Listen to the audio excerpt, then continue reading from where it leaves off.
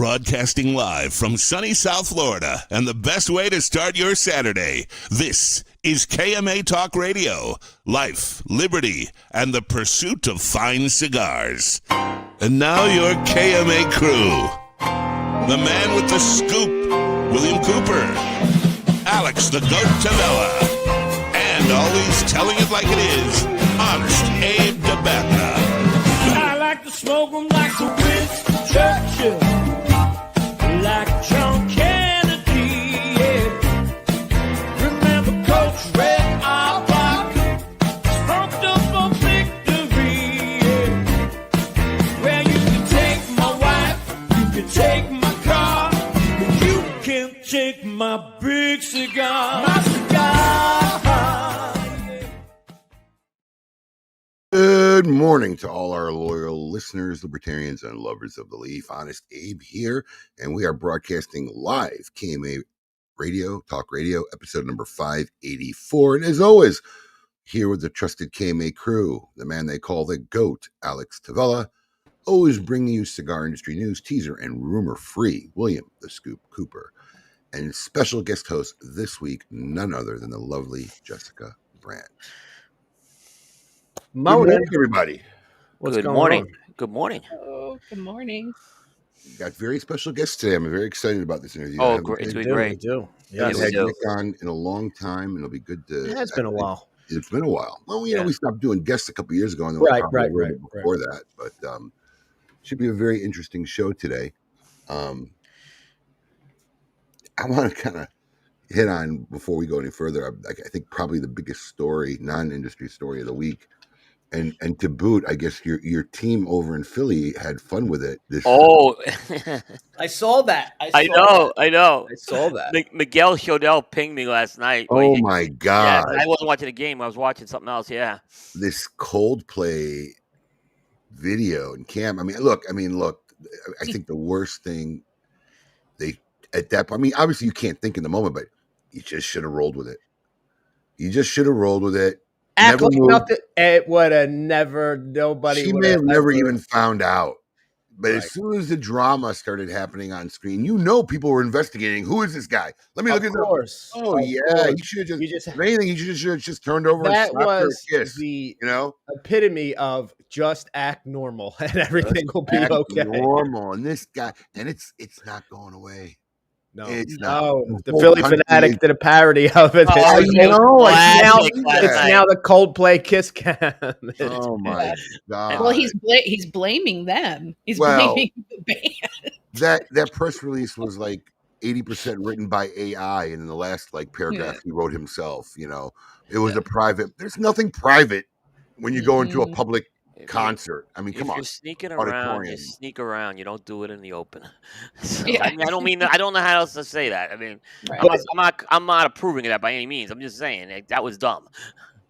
I've learned something from this for myself, and this is a self-injected short joke here. So you see how they were standing, right? Yeah. So for a guy like myself, if I'm standing behind a woman with my arms around her, you're not even going to see me. You can't even see me. Yeah. I'll never get caught. Let me just tell you something. I don't care. There's no universe where you're standing like that with a girl anyway. No, never. No shot. Alex will be next to the woman he loves like this. Even Marissa said it. She was like, "You would never be standing like that." I said, "Well, number one, they wouldn't be able to see me, but it's still no." Yeah. It's just so awful, man, because it's just never gonna go away, man. When I saw that Philly parody, oh my gosh, and the whole country's reveling in it. Reveling. I mean, I feel like rule number one, if you're going to go cheat on your wife or do something inappropriate with somebody at work, probably not at a public event. Exactly. That's my point. Yeah. I mean, a little bit too brazen, with another coworker. That's what I'm saying. Even if you're not cheating on your wife, especially human resources, with the head of HR, probably not at a public event was not the place to do this. Catastrophic yet entertaining this week. Holy shit. Yeah. Well, I think it's probably going to be pretty close to unanimous here, but it's that time when we start our show. Let's share what everybody's smoking today. I mean, obviously I grabbed the Maduro. I'm a Maduro guy. I'm smoking the Perdomo Legacy. All our KMA fans out there, let's put up what you guys are lighting up for the show today. Alex, what are you lighting up? Unfortunately, I forgot to grab a Legacy at the shop yesterday, but I do keep 30ths in the stash at home. So there you go. For me. Respectable. I went Legacy in the shade grown. I knew you were going to do this. I just knew it, Cooper. I knew you were going to do this. I'm already on my second box of these, by the way, just so you know. Oh, wow. So I've been smoking a lot of these shade growns, yeah. Yeah, I did the shade 20th anniversary. So nice, great. That is a great one of my favorite Perdomos actually is that 20th in the Connecticut. Yeah, it's a good cigar. Yeah, seems to be popular. Yeah. Solid showing of Perdomo getting lit up this week. Yeah, people were super excited to get to see Nick on and everything because they just love his cigars. That was a lot of the commentary leading up to the show. All right, well, that being said, let's not waste any more time. Let's get our special guests on the air and begin this great KMA episode today. Joining us now is Nick Perdomo Jr. and Nick Perdomo III from Tabacalera Perdomo. Welcome, gentlemen. Welcome to KMA. Are you getting them on? Yeah, I was waiting for you to stop so I could play Meet Your Maker. Oh, I forgot. We haven't done it so long. It's time to meet your maker. I want all of you to get up out of your chairs. I want you to get up right now and go to the window, open it, and stick your head out and yell. It's time to meet your maker.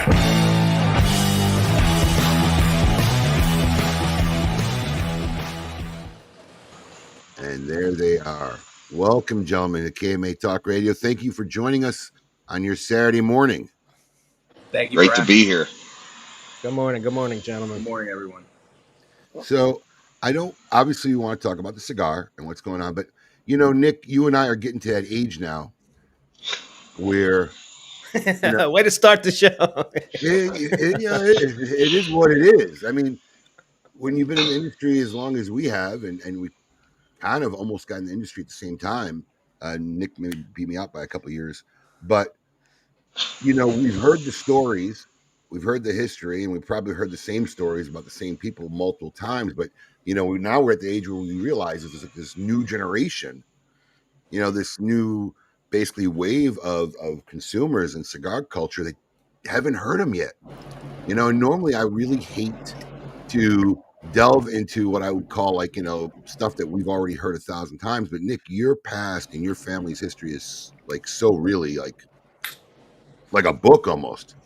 I mean, I'd like to just delve a little bit back into it because I don't think a lot of people know the information. I don't think they know that, the legacy goes back not to your father, but to your grandfather, who actually worked in factories in Cuba, correct? Yeah, absolutely. I've had a long lineage from my grandfather's brother. He was a minister of cigar tobacco in Cuba for 44 years. There's numerous books written by him, and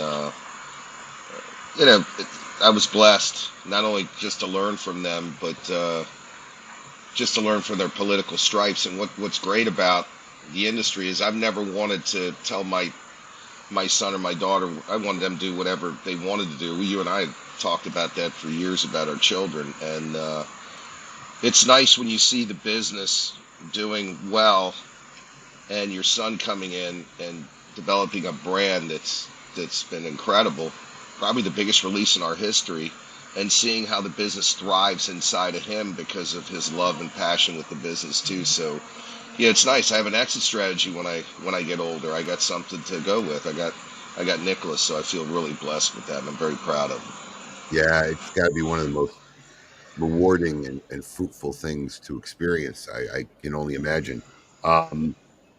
Now, what I really just didn't learn until recently, right? Now, your grandfather was Silvio, and that was one of the releases that you had, I think, around right when I got into the industry, the addition to Silvio. But after the revolution, he was imprisoned for like 15 years. I really didn't learn this until recently.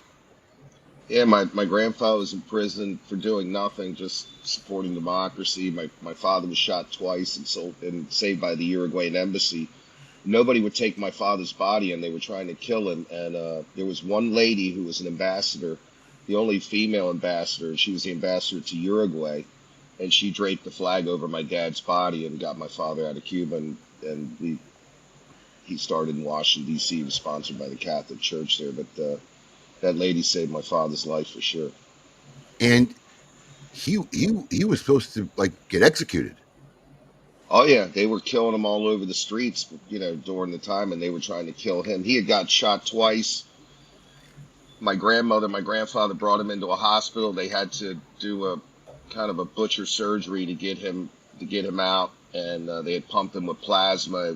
It wasn't the best thing, but they had to do it extremely quickly, and they saved his life because the bullet wounds were in the stomach. And yeah, it's an interesting story. A lot of Cubans have gone through this, unfortunately. Just people don't know the history of the stories about it. But what an example I got from those guys and how tough they were. My life's a piece of cake compared to the trials and tribulations they had to go through just to embark freedom and exile to the United States. That's why my father and grandfather loved the U.S. so much.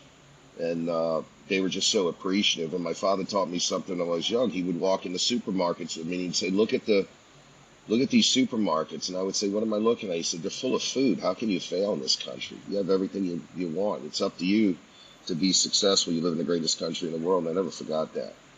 People don't realize. They take so much for granted. It's the truth. They sure do. So Senior comes in about 1974. I think I'm like 2 years old when Senior comes to Baltimore. You end up serving in the Navy, which thank you for your service. In fact, I got a little Navy picture. Oh, wow. Of you there. 18 years old there. Look at that. Holy cow. In fact, Trey is smiling. Look at that. Yeah. Dude, if you told me that was his picture, I wouldn't argue with you. Yeah. If you told me that was the third, I'd say, okay. If you had a sailor cap at home, Trey, that would be you right there, buddy. Yeah, a lot of that picture is actually in my town. My dad served in the town of Miami Lakes for vice mayor, and so I drive by and I give him a salute in the morning when I go pick up my breakfast. And nice. I had like 4 people tell me the other day, "Hey, I saw a picture of your dad. I thought it was you." And that led you to a career, which I'll be interested to see how many people actually know this. But that led you to a career in air traffic control. Nick Perdomo was an air traffic controller and you were in Miami here. I was. Great job. It's like playing a pinball game. Maybe a lot of the young people don't know what pinball is, but it's like playing a pinball game without putting a quarter in it. It was great. I loved it. I mean, from what I understand, one of the most stressful jobs you could also have. Well, I'll tell you, together, I would say the 3 most stressful jobs are air traffic control, running a business, and having a bunch of kids. So you hit 2 of the 3 of them, Abe. So there you go. We know stress. Yeah, but it's fun. So I have to ask. Oh, sorry, you want to have something? No, I just question a total sudden. But do you think that's why there's such a shortage of air traffic control people? The stress of the job. Well, that's part of it, but the big part was it's all the DEI hires. You got to remember that when I was a controller, you either did it or you were fired. Now there's a bunch of controllers out there that shouldn't be doing the job, and they put this program in Barack Obama called Train to Succeed, and it destroyed the whole air traffic system, and now President Trump's going to have to fix it. But it's a disaster, and I would say half those controllers today wouldn't be on the sector in my time because they weren't good enough. But we're lucky. We got Coop's son as a new air traffic controller, and I'm sure he's going to be one of the good ones. So no, he worked hard, Nick. And you weren't kidding. I remember when we were talking, and I told you about this. He said, you're probably not going to hear from this kid for weeks and weeks during the training. And I didn't hear from him from weeks and weeks. That was very different. But now he's doing radar up in Columbus, so Ohio. That's super. Yep. So, go ahead, Nick. Yeah, so I did that for 14 years after. I did it in the service, and I did it here in Miami, and I really enjoyed it. And I wanted to get in the cigar industry. And I did both jobs for 19 straight months because my air traffic job was kind of a crutch and also helped me pay to build my business because I started business with zero money, zero everything the wrong way you're supposed to do everything. But I did have one thing. I had might, and I always remembered earlier, like I said, what my dad told me: you can attain anything you want if you work hard enough. And I think you and I have both proved that. And that's kind of what I'm curious about. Like, I mean, you didn't have. I'm going to assume air traffic controller was a good paying job, especially back then. So, what was the drive to say, all right, I live a decent life, I make good money, but let me start another company in my house with 3 rollers? I mean, it just seemed like, there really wasn't a need for it. What drove you to do that? Because I always wanted to get in the cigar industry since I was a little kid. That's all I heard about. It sounds like a cliche, but really it's what it was. And I always loved cigars. When I was making $600 a month in the Navy, I would go, to the cigar store when I was in Jacksonville, where I used to live when I was in the service. And I would buy like a Troy. I don't even know if they make those. They were like $2. I know it. And I remember when I bought my first box of cigars, it was like $65, and I stared at it because it was a big thing to me. It's not about getting a free cut or a lighter. There's a lot that takes to make a box of cigars. Today, I know that even more so. And it was kind of a dream of mine. And everybody thought I was stupid because I did have that good job and flight benefits. I had it all. Great insurance and everything, but you got to take a shot in life. You know what I mean? You come from a business background, and look what you've done. I mean, that's what's great about America. You can do anything you want. You can make a lot of excuses too, which a lot of people do, and tell you how life's unfair. My father always taught me that in being too. He always told me there's 3 words you need to remember: life ain't fair, so make it fair. And I try to instill that in my children. And I think we have to have a positive outlook and stop acting like, make a million excuses about how everything's bad when you can really look, if you can live the last 4 years that we lived under Joe Biden, you can make it anywhere. Okay. So we got to be positive. It definitely is easier to make excuses. It's the easy way out often enough. Now, 100%. a lot of people probably don't know this too.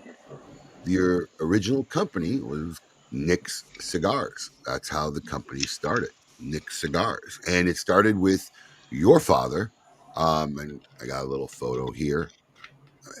You don't know how hard. I mean, the internet is not kind. If you try to find old photos nowadays, man, it's got stuff buried. You can't find anything anymore. But I happen to be able to dig this one up, and that is actually, I believe, the edition to Silvio when it was first released in these big chest boxes in tribute to your grandfather. To my dad, to my grandfather, exactly right. If you need pictures, always call me. I got a good collection of them. Yeah, unfortunately, our intern was off this week. We, something we need to get an intern to do some work, do some legwork for us. But so you started this company, 3 rollers. 3 rollers. 1 initially. Oh, was it 1? I thought it was 3. You had 3 people. Well, I think probably 1, and I think you and Janine were the other 2 employees. Yeah, we were the other 2. Yes. Yeah, I you were worked with packing. him. And by the way, everybody in the family has worked the business. The wife still works. I think your mother was working in the business. I mean, it's the true definition of a family business, hands down.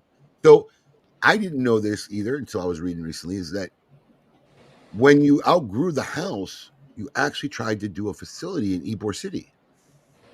Yeah, I had the top of the Ybor City Brewing Company right on the top floor, and I produced 125 jobs in the 90s. I actually got a key to the city of Tampa, and Really? the news came in, and I employed a bunch of Vietnamese people, and taught them how to roll cigars. There wasn't much, weren't that many workers even back then to make cigars in Tampa. It's got a tradition, but there's no more cigar makers up there. There weren't in the 90s, just a handful of them. And I had my factory in Miami and in Ybor City, but I was struggling because I was trying to stay competitive at the time with the Dominican Republic, and they were paying pennies compared to what we were paying here in the States. And my father came out of retirement and said, hey, if we don't move offshore, we're going to go out of business. And the rollers were driving better cars than I was because I was making hardly any money, and I was trying to stay competitive at the time with the Dominican, Honduras. Nicaragua wasn't even really importing many cigars. Mexico, the Canary Islands, and Bahamas were producing more cigars than Nicaragua. What a shift. And then we moved to Nicaragua, and it was terrible. There was no running water. There was no roads. It took 8 hours to drive 80 miles because the roads were blown out. And I would always say to my father, "Why are we here?" And I'd say, "What's that?" He said, "Look at those grounds."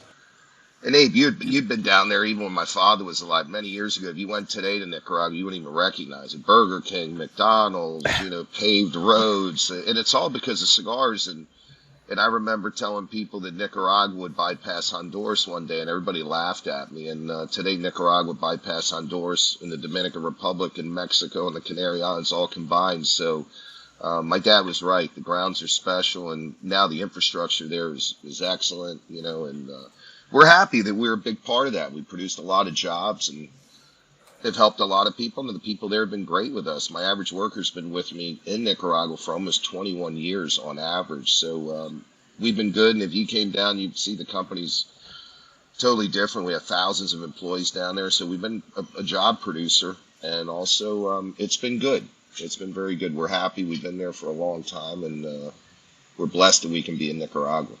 My trip to your factory was one of my earlier trips in my career, and there was, in life you always hear something and it just doesn't leave you. And I can't remember his name. I know he passed away, but you had an agriculture guy there. He's actually alive. He's 98 years old. No! Garcia. Still alive. He's 98. What was his name? Aristides Garcia. Yeah. When I hired him, what year did you come? God, it's got to be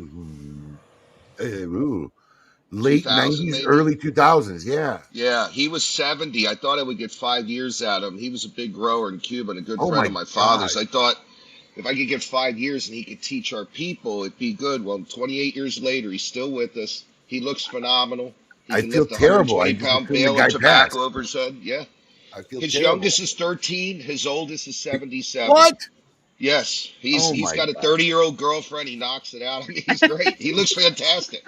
That pretty girl with the glasses, he'd be all over her if he saw her. Yeah, he would. That's funny. If you met this guy, he's debonair. My son will tell you, he looks phenomenal. Just a little bit of hearing problems, but he's going up and down stairs, and Coop's met him. He's still around. Yeah, 98, still alive. God bless him. God bless him. So yeah.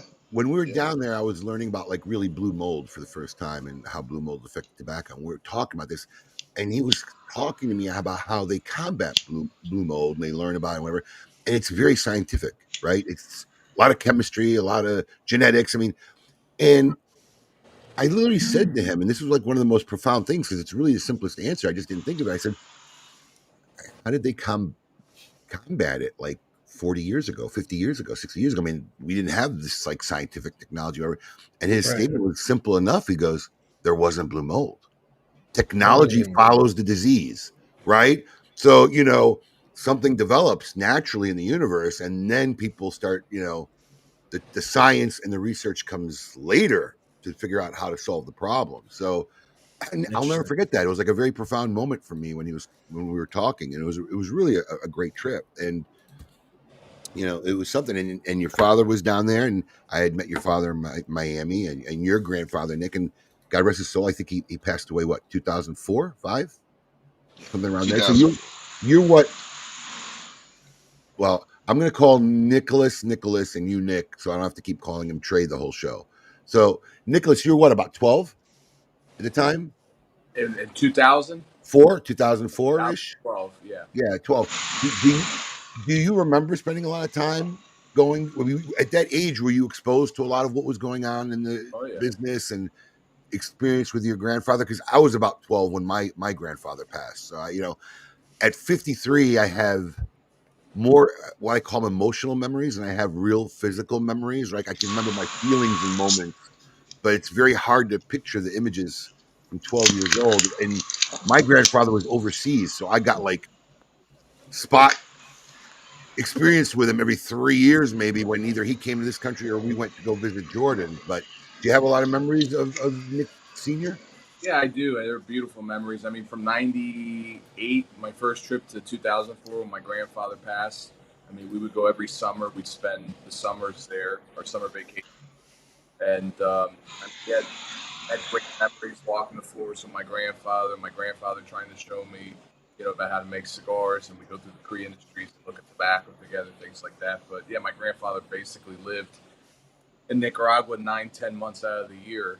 So yeah, I mean that was our special time that we had to see Grandpa. So, but yeah, I loved him. I miss him. Yeah, Abe, if I can cut in, unfortunately, my father died unexpectedly in Nicaragua. Nicholas was actually there when my dad passed away. wow. So, yeah, so him and Natalie and my wife, unfortunately, were there when that happened. So I found my father, and it was unexpected. It was crazy. But so yeah, I would say that he's unforgettable, and especially to the kids. He was a great grandfather too, just like I am right now. I'm a grandfather. I got 3 grandkids, soon to have 5 here before the end of the year. So I'm happy. Nick Jr. is like ordering up grandchildren like a drive-through. Yeah, we're gonna have 5 by the year 2026. We're gonna cap it out at 6. I got one. I'm 7 weeks away. Wow. Nice. Awesome. Congratulations. Yes, congratulations. NP4. Savor the moments, brother. Savor it. NP4. I get it. Oh, NP4 is on the way, huh? Nice. I got an interesting tidbit. Nick mentioned Nicaraguan exports. I wanted to look it up. So cigars are number 4 on the list of exports to Nicaragua, or rolled tobacco. What do you guys think the 3 things that before cigars are? Coffee? Top 3 exports. Coffee is one. Coffee is actually number 3. It depends on what you read, because everyone tells you something different. Really? Rice is definitely one of them. Was rice on not there? Not on this yeah, list. it's huge. Rice in Nicaragua is one of the biggest producers of rice. One of the biggest one, believe it or not, is seafood, but I don't know if it's on there either. This has the biggest one is actually gold. Really? Gold is one of the biggest too. Yes. Nicaragua has a lot of natural resources, that's for sure, including oil. Gold and insulated wire, which makes sense with gold, and like you said, in natural resources, so that makes sense. Yeah, gold, insulated wire, and T-shirts. A lot of T-shirts, a lot of clothing, yeah. Really? Yeah. I would never have known that. I would have never thought. I would have never thought. So, Nick, I think, because I was around, I remember, if you had to guess where the first shop I saw your brand was, what would you think it would be, Nick? The first shop? The first shop where I actually saw your product on shelves. Bennington Tobacco in Boca Raton? Absolutely. I think he was like, I remember that place. I used to go to that place. Hey, I remember saying, how in the world do I ever get as big as Bennington's? You blew by him. Well, I mean, they're gone. They even still have a shop on the West Coast. On the West Coast, if they do, yeah. Yeah, they do. They've had that shop there for probably 50 years. It's kind of sad what happened, because he was an institution. He was one of the biggest retailers in the country. And unfortunately, I heard he got hurt. He had fallen off a motorcycle, and he's had a little bit of brain damage. Someone had just told me, so it's kind of sad. And he lives with his brother up on the West Coast, but I still sell to his brother here in St. Armand's. Was that your first account? Was that like you were still rolling cigars in the house? Yeah, I would drive my pickup truck and drive the cigars up there. And if you can imagine, Abe, I would say, hey, Abe, can you do me a favor? Here's the cigars. Can you pay me now? Because I didn't have gas money hardly to get back. Yeah, I was broke, just like anybody who starts a business. You know what I mean? I was struggling. And guys would pay me because they'd feel bad, and they knew I was telling them the truth. I'd have a quarter tank of gas, and I'd say, God, man, I hope he can pay me, because I don't know. I have a 10 spot in my pocket. I need to put gas in this pickup truck, And but the guys would always say okay, and I would drive around in my pickup truck. And when Nicholas was a baby, I'd have a barrel, and I'd put the cigars, and he had a little bike seat, and I'd put the little helmet on him, and I'd go to this place called Village Office Supply, because I couldn't open up a UPS account. And there was a young lady who worked in the store, and I would say, could you hold him for just a couple minutes? And I would pack the boxes and everything, seal them up, and she would give me the baby back, and we'd UPS the cigars out. You got to start somewhere, Absolutely. Yep. I got to tell you, I remember, because I saw it. It was a new brand, looked different. I mean, I think everything was box pressed at that time. They were all box pressed cigars. dark rappers, because this was a time in our industry where I think everything was trending Connecticut, mild, creamy, light cigars, and all of a sudden, like these dark cigars and dark boxes and these bolder flavors. I think actually that was probably what helped early on with a lot of people, because I think as that boom happened, there was a whole influx of people with a lot of different tastes, and I think that's what kind of helped you a lot. But I remember I asked about it, and they were very big fans, telling me the whole story, telling me about the cigars, and that was my first experience in actually seeing your brand in the stores, going way back. Crazy. It was a fight in the beginning because everybody said our cigars were too bold, and I'd always say, you know what? People start with chicken, but they eventually go to steak. People start with light beers, but eventually get the Yeah. heavier beers. You know, people start with white wines and go to red wines. It's going to happen. Just bear with me. It's a lot of flavor, and you're going to like it. And finally, it stuck. Now everybody wants to try to make cigars that blow your head off, and now we're getting into this problem. What's the difference between flavor and power, right? And that's another conversation. But you gotta you gotta neutralize that, and that's one of the great things I think my son has done really good with this with our newest brand, the Perdomo Legacy, and he's walked the walk. So I'm proud of that. Well, I mean, Nicholas has been quietly waiting, and I want to start delving into that a little bit. I mean, and let's just be honest, because I'm at this stage now, because your dad and I talk, like he said, about our kids, like I've entered this business with zero intention or zero thought, or even honestly at this point desire, for any of my children to get in this industry. I'm not opposed to it. I'm not against it. I just believe everybody has to live their own course. I left my father's industry and started this on a whim, literally. So you don't want to deter that course that could be possible for one of your kids. But if anybody has the potential, plus I had kids later in life, so I don't know how much longer I want to work to wait and see if they want to all come around. But my oldest does show interest. She's into it. She loves the culture. She's been going to the Great Smoke as early as she could, and it's something she looks forward to every year. She took her first trip with me to the PCA this year. Wanted to go see the trade show. I don't know if it's in her interest. I don't know or not, but we're at that kind of stage in life where I'm enjoying her interest and what she likes it. And so asking you realistically, right?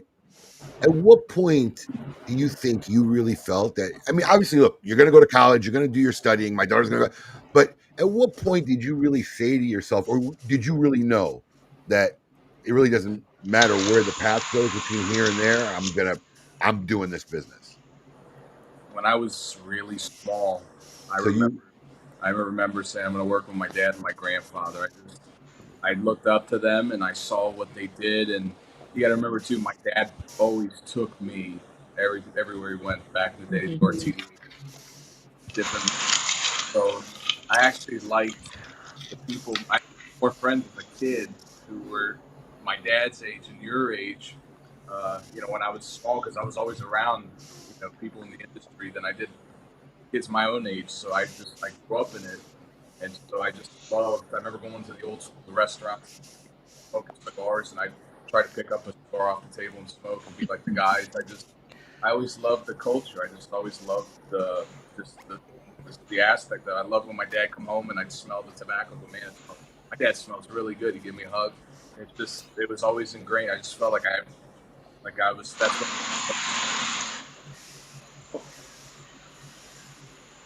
So when you went to university, you went to school with intent to study stuff that you felt would be beneficial to. Was that process in it, or was it just like going through the motions? Because get it out of the way. Get out of the way so you can start working. Yeah, pretty much. I got my from first 18 years of my life from my dad, and my mom. So that was really where I learned. Listen, I think looking back, I'm 32, almost 33 years old now, and I think the greatest life lessons that have helped me in business, being a husband, being a father, being a son, and really, I think families made me who I am today, and my education from from first grade through 12th grade. I think it's, the mathematics stuff, multiple business subtraction. That's what built me. But my family made me who I am today. Never get college or any credits. It's all about family. So, Jess and Coop, I don't want to drown you out. So I'm almost pausing a little bit in case you want to throw something in there. I know you I'm sure you both have questions. Yeah, I kind of am curious though. You said you have kids, so are you doing the same with your kids that your dad did with you? my daughter's a little young right now, so she's 2, and I have one on the way, and we're about 7 weeks away. But, Oh, okay. Yeah, I mean, in a couple of years, because I started probably about 5, 6 years old, going around with my dad. So by the time my kids are, my daughter's 5, 6 years old, I'll take her around and take her to shows. She won't be in the show, but right. Our customers. Very cool. But they go, she goes to the office once a week. So I mean, I have her around, but she's still small. Nice. Yeah, I used to bring Nicholas to the RTA shows since he was like 13. I would make fake IDs because I used to ID him because they had to be 18. And then I would give him the worst customers, you know what I mean? Like the worst. And I said, that's the only way you're going to learn. So I didn't give him the age. Is that why you told me to talk to him back then? What's that? I said, is that why you had him talk to me back then? No, you never talked to me for sure back then. Yeah, not you. But he would get the worst guys. And then one day he came up to me and he said, Dad, why I get like the worst? And I said, that's how you're going to learn. That's how I had to deal with the worst for a long time. You got to build yourself up to it. One of the things I wanted to do is I wanted to make sure that he walked the walk. I didn't want anybody to say that's my son. I wanted people to say, boy, he made it. He did it on his own. He never got a desk when he came out of college. And in his defense, when he wasn't going to school, he was coming to the office every day.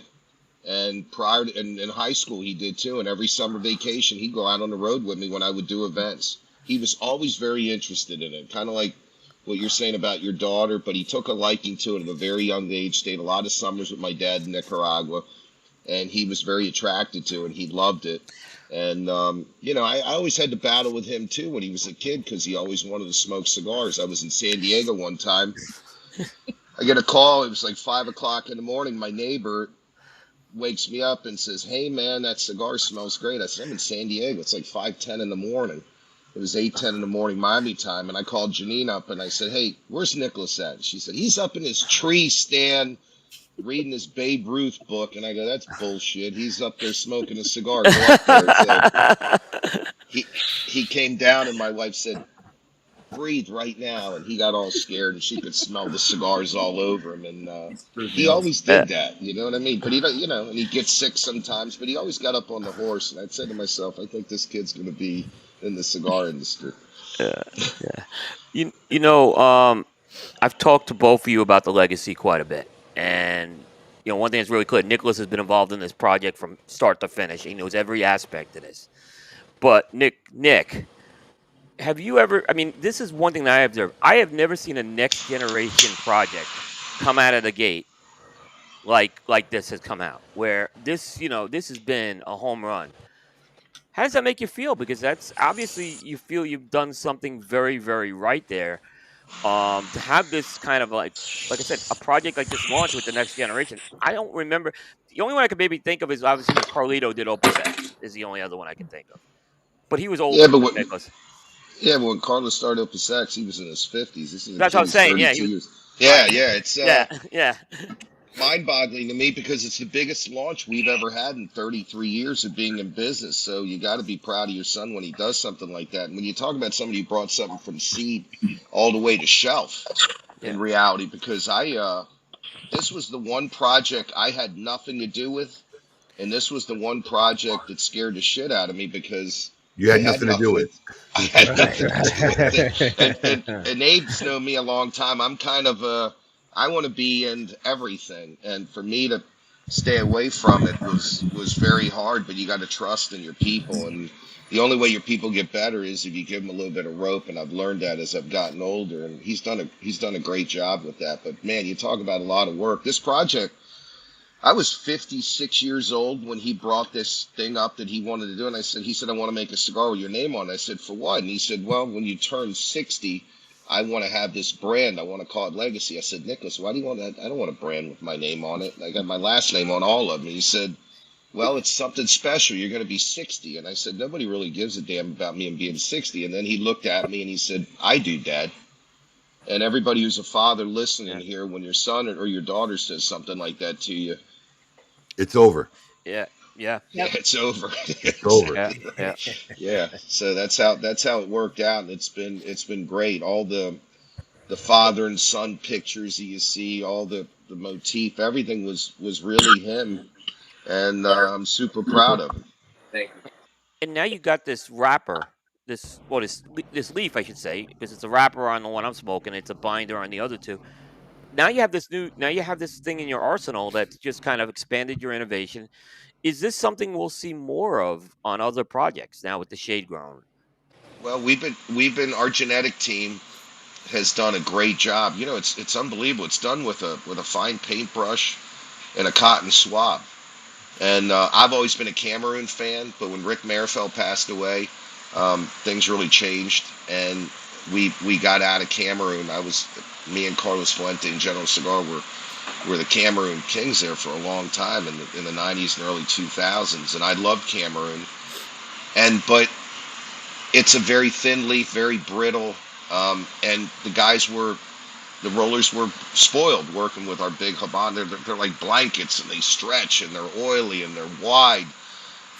And I said, boy, if we go back to Cameroon, these guys are going to tear wrappers. It's not as pretty. The consumers are not going to like the aesthetics of it. So I wanted that flavor. So we decided, and I've been growing this tobacco. I think, Coop, you actually saw the farm down in Natalie, the shade grown operation. Yeah, we've been growing this tobacco for almost 10 years. And you've been to my facilities. I'm a hoarder of tobacco, Abe. I got over 30,000 bales of tobacco. If you've been down to the facility, you wouldn't believe it today, but you're as good as your tobacco. And we've been growing this tobacco, but I've been holding it, and I didn't know what I wanted to do with it. And it's super dark too, and it was grown under shade. I'm thinking, what am I going to do? And I always overthink everything. And that's when Nicholas said, this is what I want to do. I want to do this cigar with this wrapper. And I want to do it with two other wrappers, and I want people to be able to taste that tobacco. So I want the binders on the Connecticut and the Maduro to be part of the project, so people can always taste that tobacco regardless of what wrapper they like. And I said, boy, that's a pretty genius move. I never thought of that, so I'm glad I paid college for you, whatever the hell I did for you. That was a good move. So yeah, it's worked great. It honestly, 33 years, biggest launch in the history of the company, even bigger than 30th. The cigars are selling extremely well. It's very lit. There's only 106 cigar stores that have it, including Smoke Inn in Florida. So it's not like everybody. And we did this because we wanted our great customers to be in in-stock position at all times. Nothing is more frustrating for the smoker to buy a cigar, love it, and then it's always out of stock and all these games. I don't play that. I never made $1 on a back order. And I never want a customer by angering them. So I want to make sure they're happy and make sure that these customers get the cigars. That's the most frustrating. And I got to say, that's one thing historically we really don't see with your brand. One of the most frustrating things as a retailer, right? They spend all this money marketing. They get the excitement up from the base. They get the excitement up from the consumers. They launch the brand and they don't have the product. Like, why all that wasted energy and time? And you can't deliver product. You're sending me 1/20th of my order, and then you won't have more for months and months. I mean, you lost it. You shot your load. You burnt out all the excitement, and by the time you get to where you want to be as far as supply, the excitement's over. People are on to the next thing, and I think that's one thing that your company has been phenomenal at avoiding happening. And as a retailer, thank you. Yeah, thank you, Abe. I mean, you got to put your money where your mouth is. It's expensive. We made over 700,000 cigars of Legacy in 2024 in the month of October for a release date in May. How many people are going to hold almost 1 million cigars and age them in their humidors for 7 months before they release them? It takes a tremendous amount of cash flow, tremendous amounts of wood, cellophane, bands. And what a lot of guys do is they put their finger in their mouths and say, I hope it sells, and I'm going to put out a couple cigars. And then what happens is they're behind from the start. The retailer loses interest, the consumer loses interest, and you have to be really bookmarked and ready with any launch you have. And you got to say, man, I'm going all in. I'm jumping in that 12-foot part of that pool head first, because if not, I'm going to lose customers. And absolutely, yeah. There's so many tangents in just talking to you, because look, we're just not business associates. We're actually friends, and sadly enough, in our industry, as friends, we don't get to really sit down and talk like this often enough, really.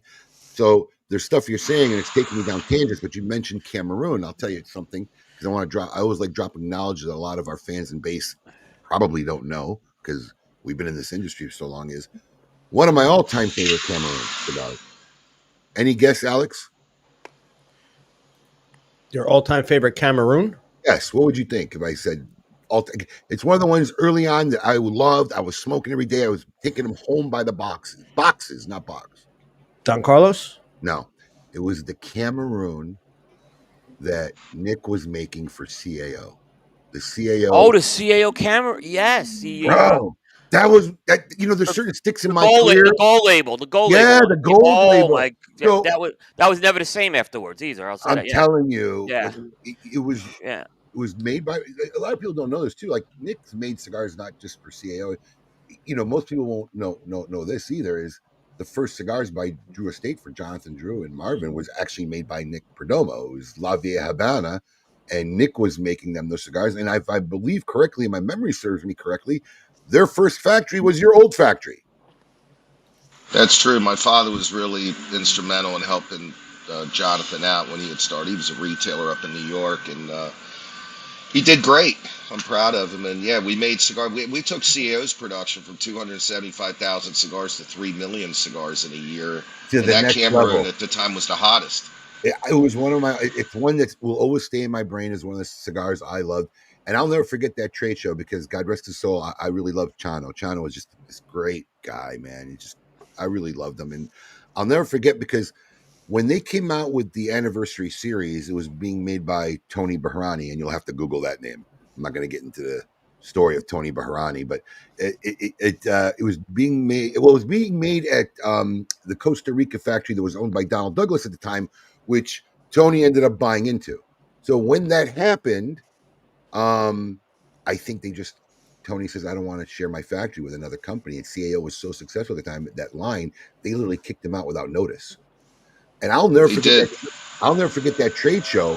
Chano was like, literally, his mission in that trade show was to find somebody who would work with him and produce those cigars. And Nick was that guy. And I'm telling you, that Cameroon was one of my most favorite Cameroon. And the Maduro was great. Don't get me wrong.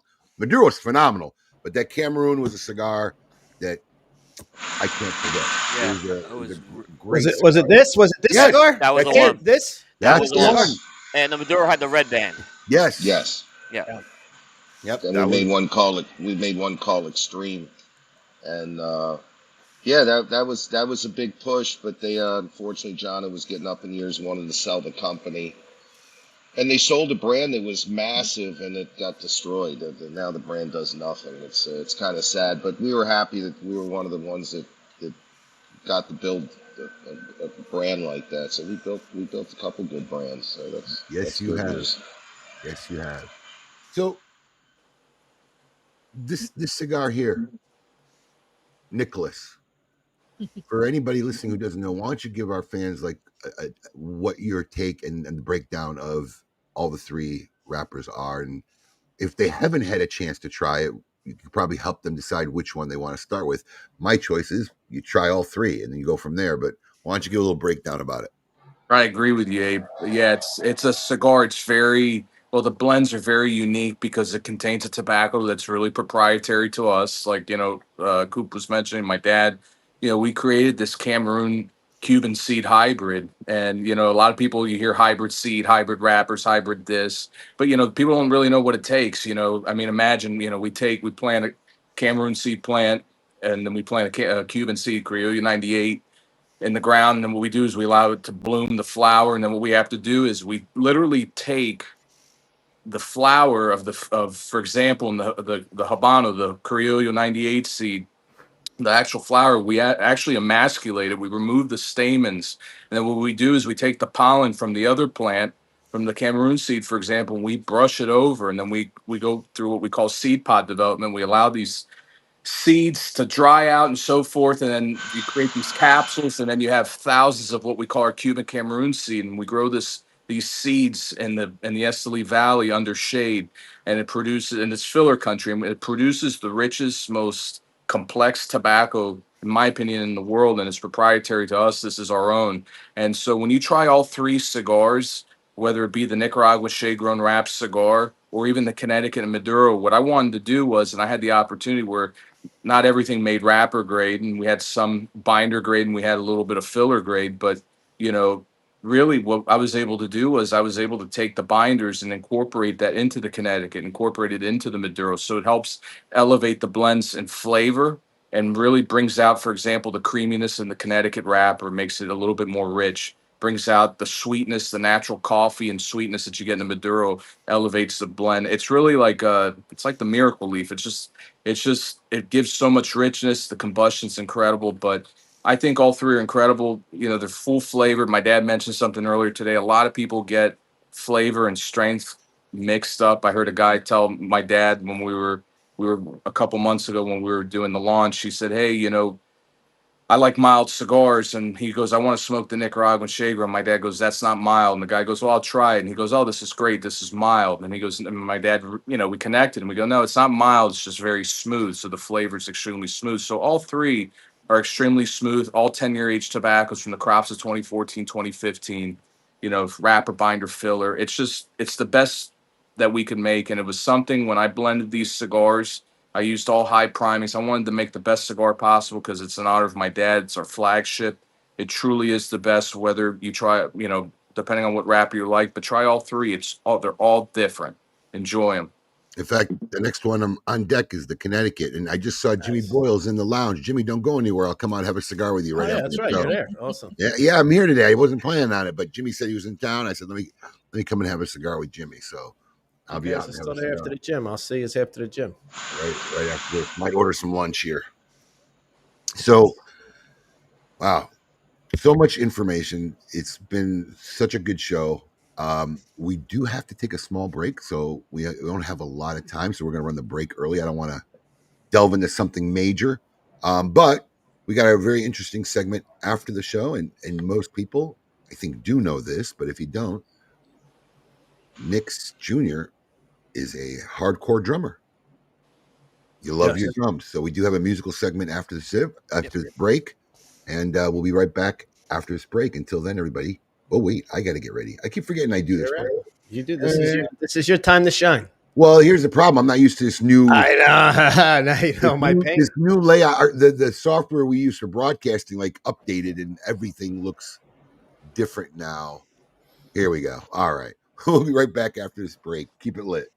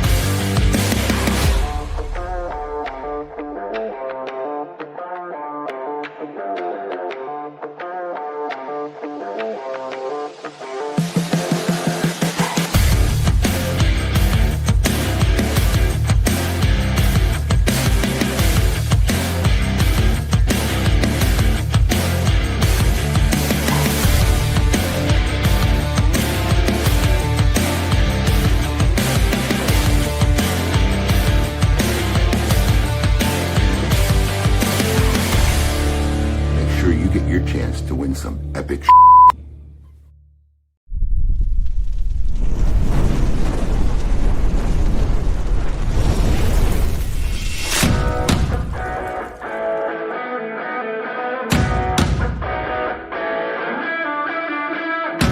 Honest Abe here with the GOAT to tell you about Smokin's Cigar of the Month Club. Alex, tell our fans out there why our club is the best darn club out there. Absolutely. I'll tell you why. Because every month I personally handpick 5 premium cigars. No filler, no fluff, no fugazis. These are all premium handmade name brands that you can find in any brick and mortar store in your area. All delivered to your door for $34.95. And our average monthly retail value since the inception of our club has been almost $57. Another great feature of our Cigar of the Month Club, Alex, tell them about the ease of our Cigar of the Month Club. I'll tell you, I hate subscription services. It's always a pain to cancel them, turning them on. We've made it super simple. All you gotta do is log into your account. There's a little green button there. If it's green, you're active. You want to take a break, you're going out of town, simply hit the button and you'll deactivate your membership. Want to turn it back on? The exact same easy process. You can turn it right back on. We've made it that easy for you. Another great feature is our Double Down Club. Alex, tell them about the Double Down Club. We had so many of our members reach out to us who really enjoyed our selections every month that they wanted to know there was a way they can get 2. And we've made that very simple. With a simple check mark, you can get double this great selections every month and save $10. Does our club have perks? Of course it has perks. You want to tell them about the perks? As a member of our club, every month there's a special discount code where if you like any of the selections, we will offer them to you, so you want to come and get some more, you can get them at a special discounted rate for our Cigar of the Month Club members. And finally, expedited shipping. Tell them how fast we get the stuff out, Alex. We get the stuff out on the 28th of every month. Our membership bills on the 28th, and we get every member's package out on the 28th if it's a shipping day. 5 great reasons on what makes Smokin' Cigar of the Month Club the best club out there. Check it out. Peace. Hey, I really appreciate you doing the video with me. Thanks. Oh, yeah, you're welcome. I mean, you didn't let me get a word in, but whatever. Well, great. It's perfect.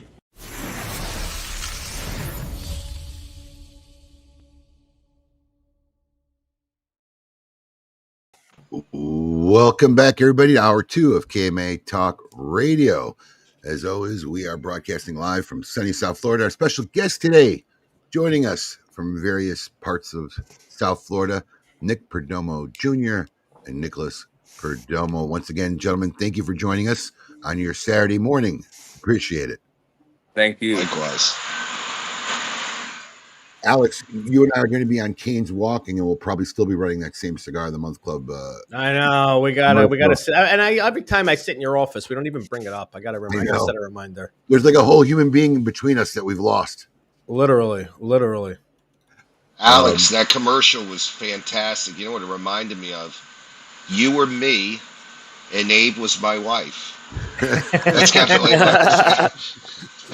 That's exactly what we were going for. Wow. I forgot we ran the June SOS again. There's a July one in the Dropbox. So anybody who saw It's that, in there. Yeah, it's not updated. So, anyways, Nick and Nicholas, this is the time of our show where we do a little segment brought to you by the fine folks over at Our Cigars. It's called Name That Jam, and we're going to test your musical acumen. There's going to be a little series of questions, and we're going to see if you can actually name that jam. Are we ready? Yeah, we running the intro. I'm trying. I wasn't clicking. Can you click it? There we go. All right. Click it. It's time to name that jam.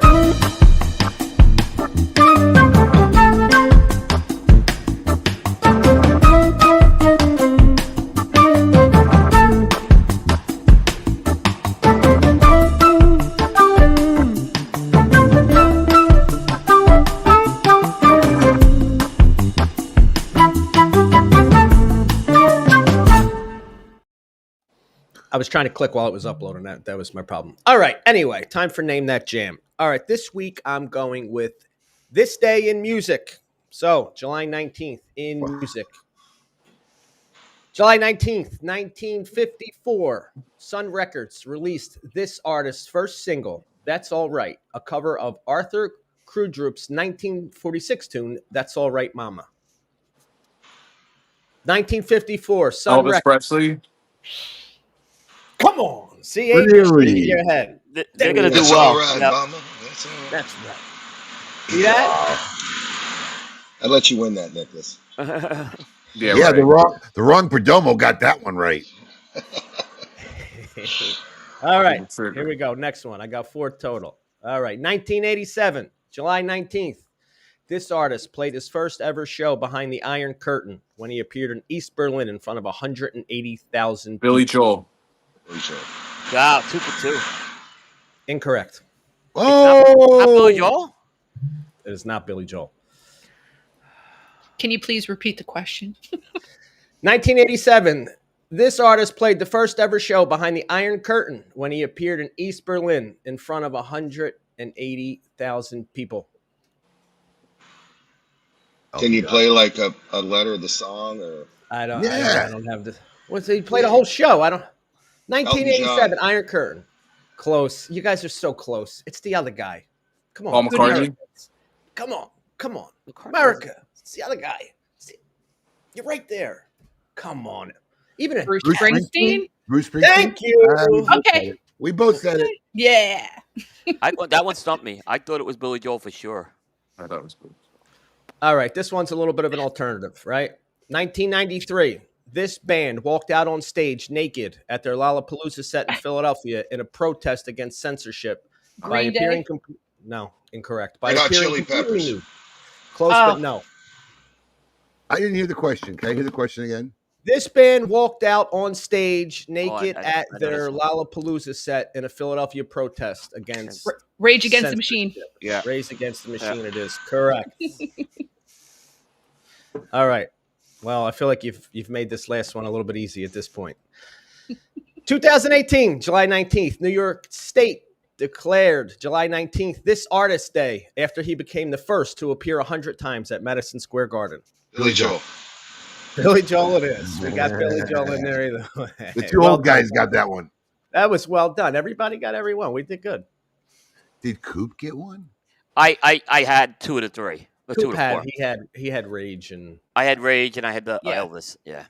But I didn't have the other 2. And this fine episode was brought to you by the fine folks at Alba Cigars, making music with tobacco for decades. All right. That being said, Nick, you did a stint, and I got to ask, because it's like the most unrewarding, undeserving, unthankful probably job you could do, but you did a stint in politics. Ooh, tell us a little bit about that experience. Well, that was another lesson learned from my son, believe it or not.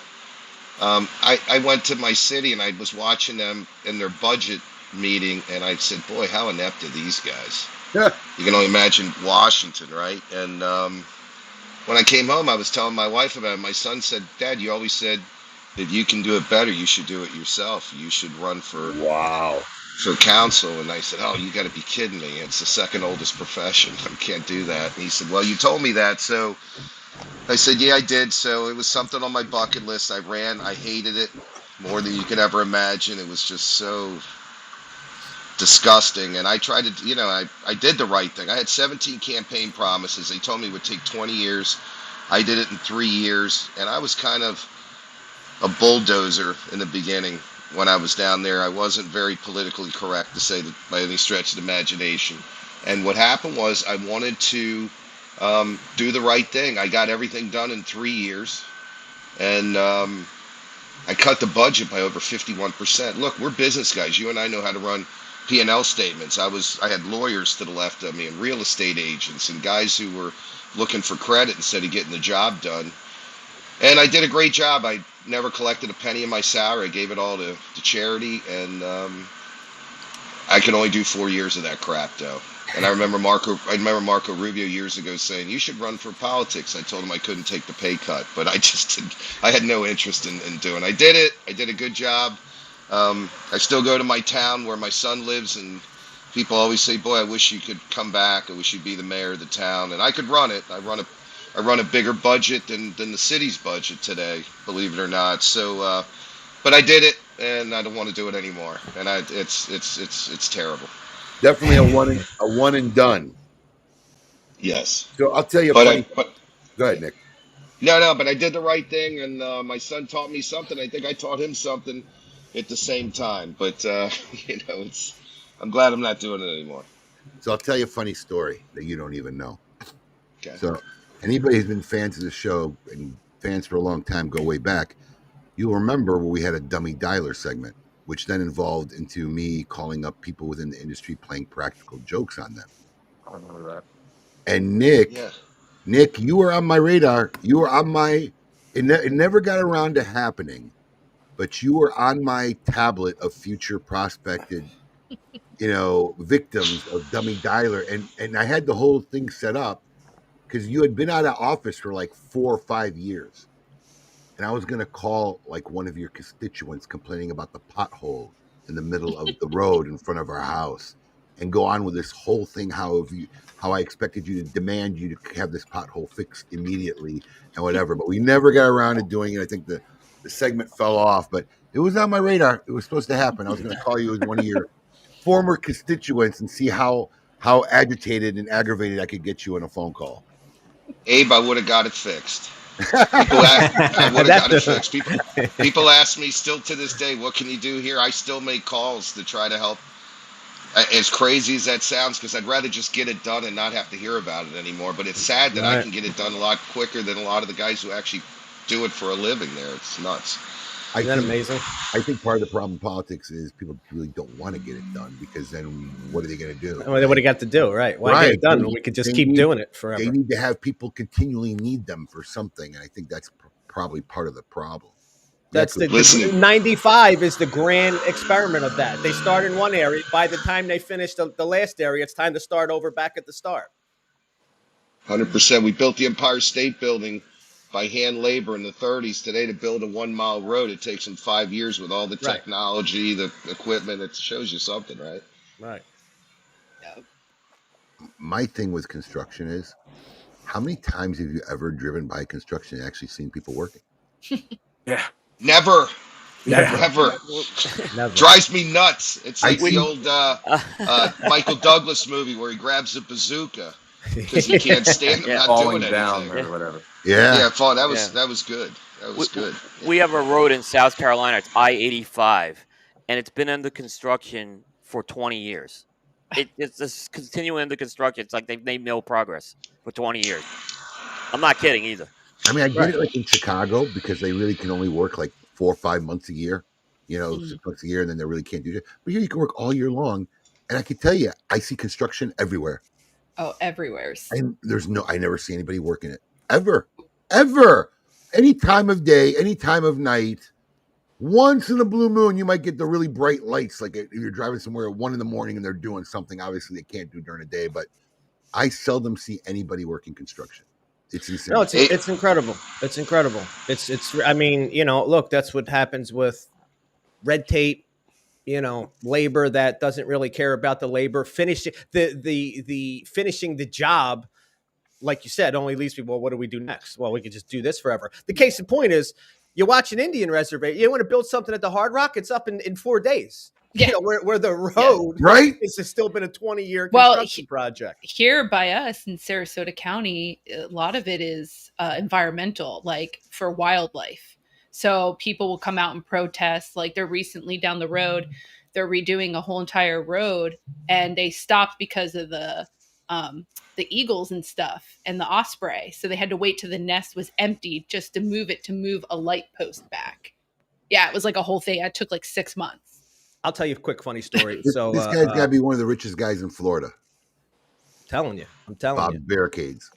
So good friend of mine, he has a large construction company in New Jersey, and they were actually doing work at Rowan College. He's a mason, so they were laying some foundations and whatnot.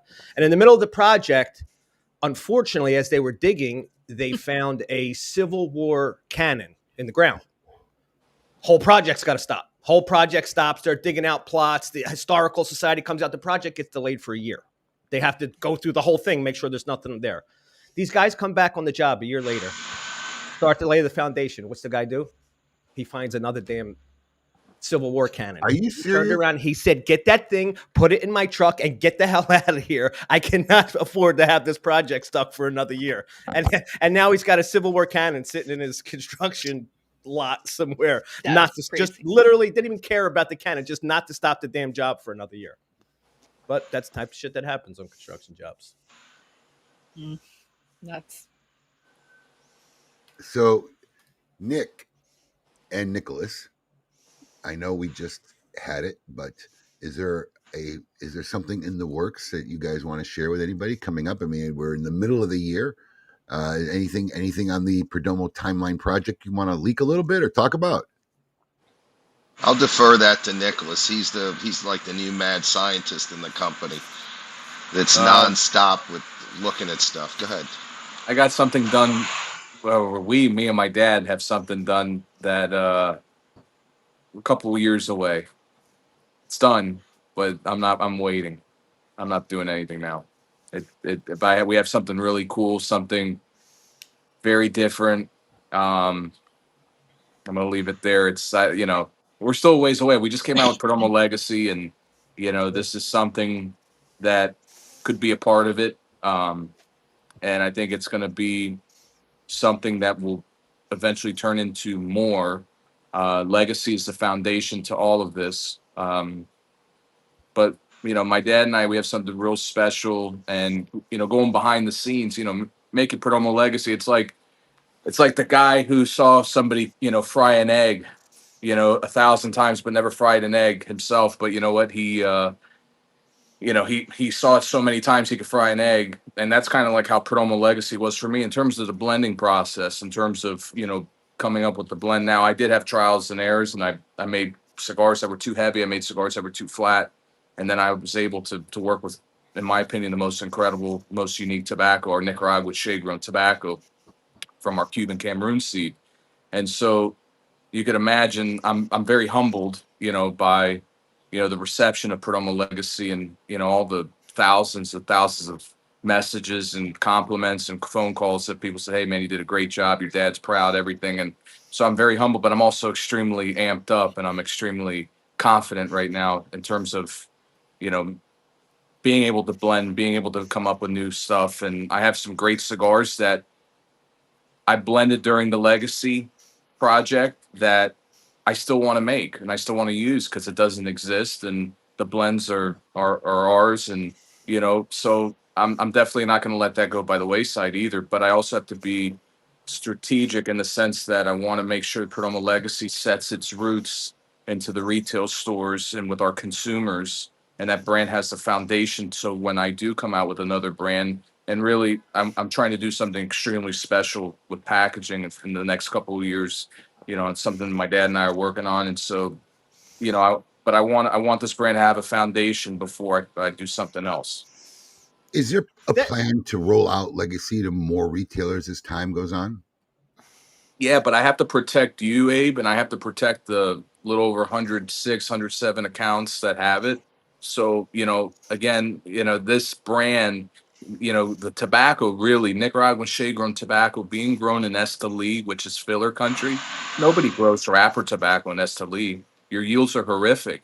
Now, the shade helps, and having the shade-grown operation, because it cuts about 30 to 40% of the UV rays. So I do get more elastic tobacco, and I do produce a little bit thinner tobaccos. But at the end of the day, my yields still aren't that great. But what I'm trying to do is I'm trying to stockpile inventory. Number one, for you to reorder and to get your full order. Like right now, Perdomo Legacy is about 75% in stock right now, which is not great for us, but it's a brand that I'm working to build more inventories of cigars. And so I never could forecast. It's the first brand where, I forecast, for example, I bring 30, 40% extra after the first initial launch.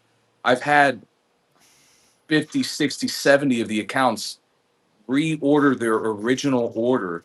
So basically they doubled the order within a month and a half period of what they originally ordered. So I could never forecast that. So I have certain holes now, but I'm trying to make up, and we're getting more aggressive. But I have to do it right. I have to do it low and slow, and just get my inventory and make sure before I even think about expanding it. But right now, no, I have zero. There's no way I humanly can't expand this brand anymore to more retailers. It's just possible. You know, it's less is more, Abe, in a lot of sense. In the old days, we'd always say it takes 500 accounts to sell 1,000,000 cigars. Today, we've proven it with 12-year double-age vintage and 30th anniversary that you can sell 1,000,000 cigars to 100 cigar stores. And what's happened with this particular cigar is, and Nicholas brought up a great point, we've had people reorder their order who never got their first order. And I would say, well, why are you reordering it if you didn't get your first order yet when we started in May? And they said, because we sold it already. Sight unseen, which is really humbling. It's humbling to me when you come to the trade show and you give me a big order, and a lot of times I go, hey, Abe, would you like to try the cigar?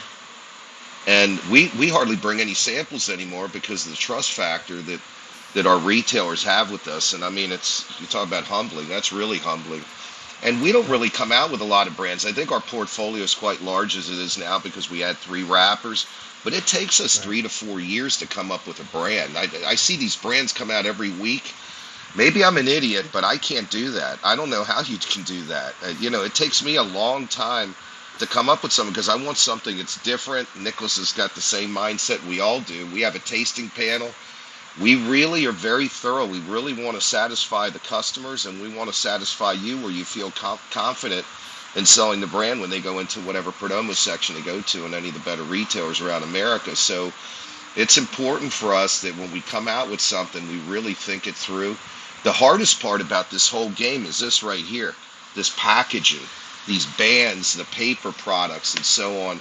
You would assume it's the seed strains, the aging, the fermentation, the blending and stuff. That's very difficult, but packaging is the most difficult. And I think Arthur Kemper and Nicholas and our guys in Miami do a phenomenal job in getting this stuff done. So, yeah, we got some stuff in the irons, but I think right now also, I think we're good with the retail. I don't think right now they need a plethora of more cigars. And what we've been doing is we've been trying to do everything in 3-year steps. Outside of the last 2 years, we came out with 30th, and then this, if you look, we really don't come out with new brands. I always tell retailers, hey, listen, when a consumer says what's new and you're forced to kill your cash flow into buying new things every single day because everybody comes out with a new brand, it seems like every 6 months.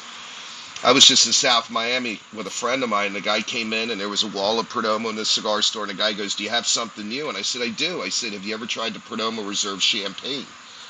And he said, no. I said, well, it's been out for 25 years. We've sold probably close to 80 million of those cigars in our career. That's a time-proven plan. I never wanted to buy the first model of a new car. And the guy said, I'll try it. And I said, you've been smoking my cigars for 20 years and you never smoked? He said, no. I said, well, it's new to you. The retailers are forced all the time to keep trying to buy new and new stuff, and it sits on the shelves doing nothing. We don't want that. We want success with the retailers. So I always tell the retailers, look, you got a wall of a lot of our stuff. People that are Perdomo smokers, that doesn't mean they've smoked every single brand of Perdomo. Ask them what Perdomo they haven't smoked, and that'll be new to them. And one of the things that we're proud of is if you look at brands like Perdomo Habano, Lot 23, Champagne, they have one thing in common. They've been out a minimum of 20 years. And I think that's what the retailer wants. He wants longevity of brands that keep growing, that are consistent and quality driven and price point driven. And I think we did that. Our most expensive cigar is the Perdomo Legacy Gran Bellicoso. It's $15. That's the most expensive cigar I make. I know when you came out walking to the trade show this year, you see all these new brands, and everything's $20 and $30. Everything. It's ludicrous. I mean, I've been in the business for 33 years. We've sold hundreds of millions of cigars in our career, and our most expensive cigar is $15. My dad said 2 things: hogs get slaughtered, and small margins guarantee you stay in business. And I've always followed that mantra, and I think that's been our success with our consumers and our retailers all around the world. I think that's one of the things that catapulted you during S-Chip was when everybody was raising prices and doing things. Not only did you choose not to raise prices, you campaigned around the fact that you weren't going to raise prices during S-Chip.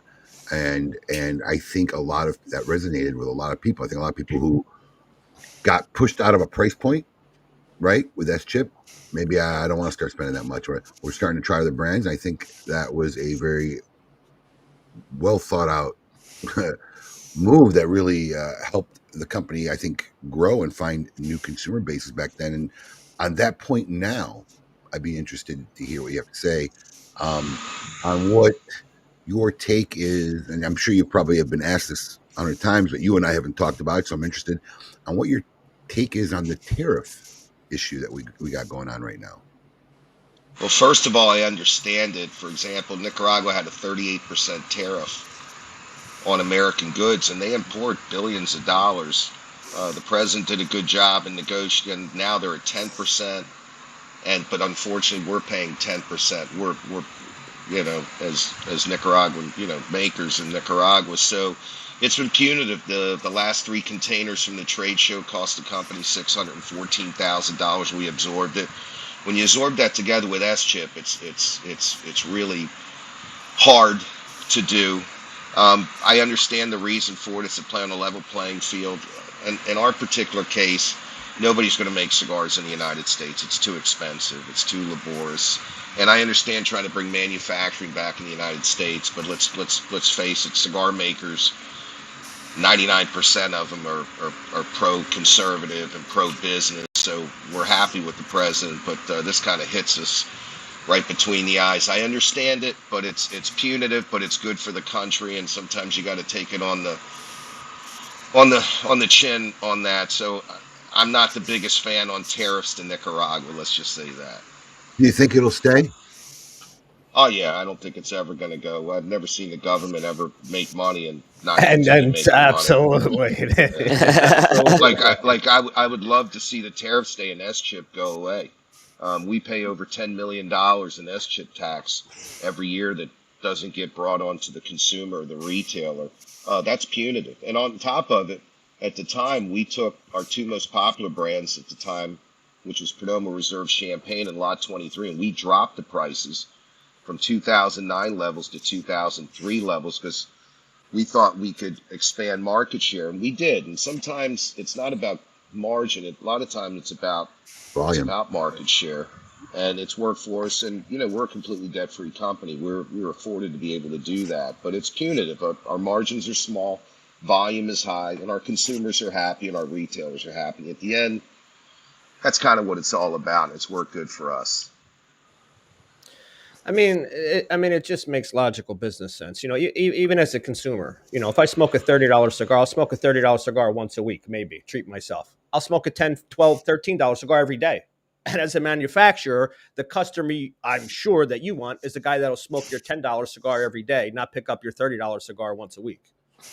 What I like even more so is when a customer says, boy, this $12 cigar is better than that $30 cigar I bought. Right. That's what I really like. And in blind tastings, we prove it time in and time out. When you're vertically integrated and you make everything yourself, you're afforded to a lot of luxuries that really earmark and help the consumer and the retailer. And sometimes you don't get what you pay for, especially in the cigar industry.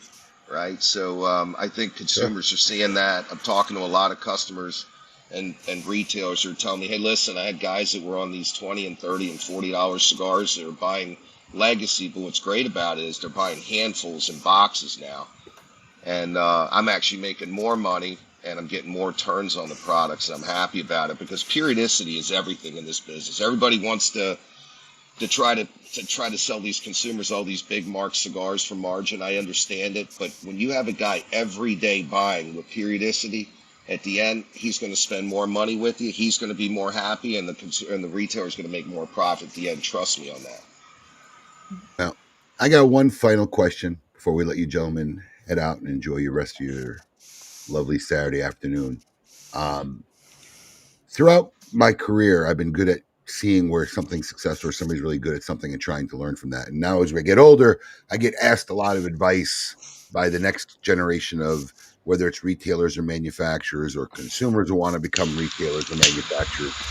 And I kind of always have go-to companies depending on what they do phenomenally, what I call the masterclass. They are the masterclass of this. And one of the things that I repeatedly use the reference as far as Tavella or Perdomo as the masterclass is merchandising. I think that your company has, and that's kind of my question is, I don't know, it was 10 years ago or 12 years ago, but somewhere merchandising became a hardcore focus for your organization, how your product looked on the retailer shelves, sending people out to redo store sections and whatever. And what was the influence? Because even just looking at your boxes and how they appear, because you look at some companies and all their brands have no continuity. You don't even recognize who the manufacturer is because nothing's really predominant that creates a brand identity when you look at them. Where did this focus and turn and this all of a sudden that we're going to become like merchandising master people? Where did that come from? How did that evolve? I'm going to let Nicholas start with that, and then I'll end it. It's a great question. So we're very big, everything with the company, Abe. It's all about culture and mindset, and we beat up our numbers. We really look at our product, whether it's coming out with a new product or looking at our current products and seeing what's working and what's not. We don't sweep anything under the rug. And years ago, Arthur Kemper, my dad or myself, we sat behind and we looked at the analytics of brands that were big brands for us at the time. For example, one of them was a brand called Cuban Parejo, and we were looking at the numbers, and it just kept going down. And what happened was you start with 6 facings, and then it ended up being 2 facings. And so what happened was we were becoming cherry picked, and we had all these great sizes that the customer would buy and sell through, but never reorder. And a lot of it had to do with salesmanship too. So we took the reins and we went outside of our industry, and we looked at a brand that's the biggest. It's known as Coca-Cola, and we studied their marketing strategy and product placement. How And did you so study their marketing strategy? Did you call them up and they sent you a catalog? I mean, no, we did in-depth research. This was before AI or anything like that. So we went in and we went through grocery stores, and we found out how they merchandise, and not to give anything away because but it's one of right. those things where we were going into grocery stores. We were using tape measures. We were measuring shelves. We were measuring the different SKUs they had, all these different things, how the presentation.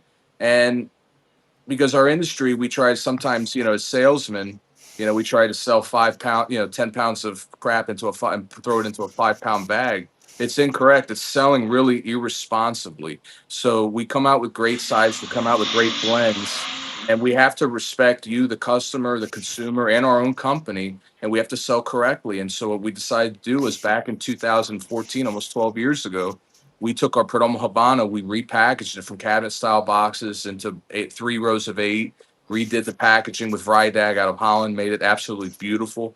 And so what we did was is within one wrapper, you had to buy a minimum of 4 facings. And so the reason for that is because it's the same dimensions that Coca-Cola uses when they put out their product. And we measured everything to the biggest monster in the world today, the most monstrous brands. So we wanted to emulate them, and we want to emulate them. So we've taken this model and we've incorporated it through all the other Perdomo brands.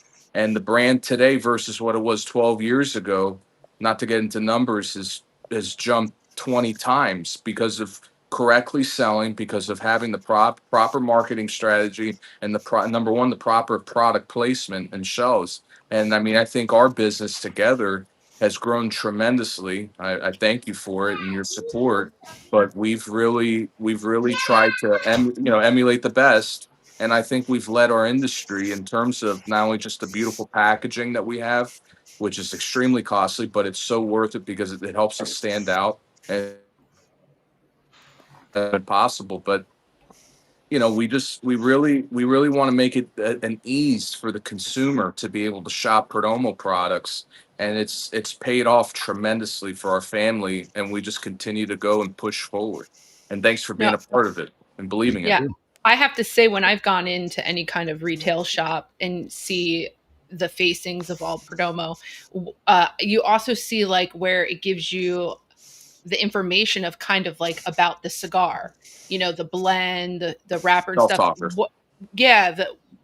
Like what brought you to like do something like that? Because that's kind of unique. You don't see that with other brands really, which makes it Outside of nice. the industry. We went outside the industry. So cool. Well, that's the thing that I think is so important, right? Because I've always said, your competition isn't just always like, let's just cigars, right? Your competition isn't just other manufacturers. It's anywhere somebody else is willing to spend money that they don't really need to spend. Nobody needs to spend money on cigars. Nobody needs to drink Coca-Cola. But there's something there that attracts me to say, you know what? I want to spend my money here. So looking outside the industry, the competition is where people are going to spend their money that they don't need to spend. So just looking at what everybody's doing in one particular industry isn't necessarily going to put me above where there's tried and true methods like Coca-Cola, which is outside of the industry, but they have the same target. I need to have my product attractive enough for you to make you say, you know what? I want to buy that. Yeah, no disrespect to our competitors, but there's not one I want to emulate. I want to emulate outside of our industry. And I want, again, going back almost 12 years ago now, I want to be able to, I want to emulate Coca-Cola, the biggest trademark in the world. I want to emulate a Rolex.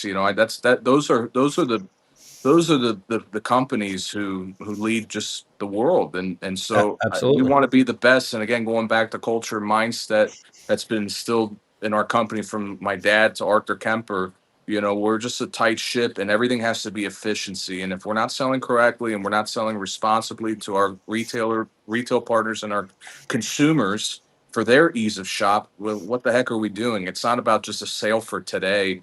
I don't believe in that. I look at tomorrow. And so in our company, that's what we look at. We look at what's going to happen tomorrow, not today. That's really the mindset. It's a discipline that we have, and I'm grateful that we have the mindset and culture of discipline, because if I have any of my salesmen who are just looking to tap out a retailer, I'll pull an Abe and I'll verbally crack them like no other. So it's just the way we are. Well, I think it's smart though, because you have people who go into a lounge. Not everyone is like a cigar nerd or super knowledgeable about cigars. So you have people who are new, and like not everyone who works at a cigar lounge is also super knowledgeable about certain things. So you have it broken down where people can like go, oh, okay. Or even if they're shopping for someone and say, oh, now I know kind of about this cigar. So I just think that was just like super smart for what you guys did with that, because it gives people an idea of what your cigars are about without even smoking them. Thank you. I'll give you a great example. Not only that, too, they're good shelf talkers too. You see some of these other bands, they start bending upward. They're made to be seen good and right, sit right. They're quality. It's the most expensive. It's the most expensive piece of the packaging. Believe it or not, that shelf talker. Yeah, it is. And it's totally worth it. Yeah, they're varnished. You can pour water on them and they'll stay perfect because they're completely varnished and they're clear coated because of humidity in the humidor, so they would stay perfect for years to come. And they're very important because they're a moving salesman when the retailer might be busy or he might not be in there, and people can read it, and that's how they buy the product too, because they do everything visually, right? So we started this over 12 years ago. And we had a brand called Perdomo Habano, like Nicholas said. So we told people they had to carry a minimum of 4 facings because there's a certain way people see.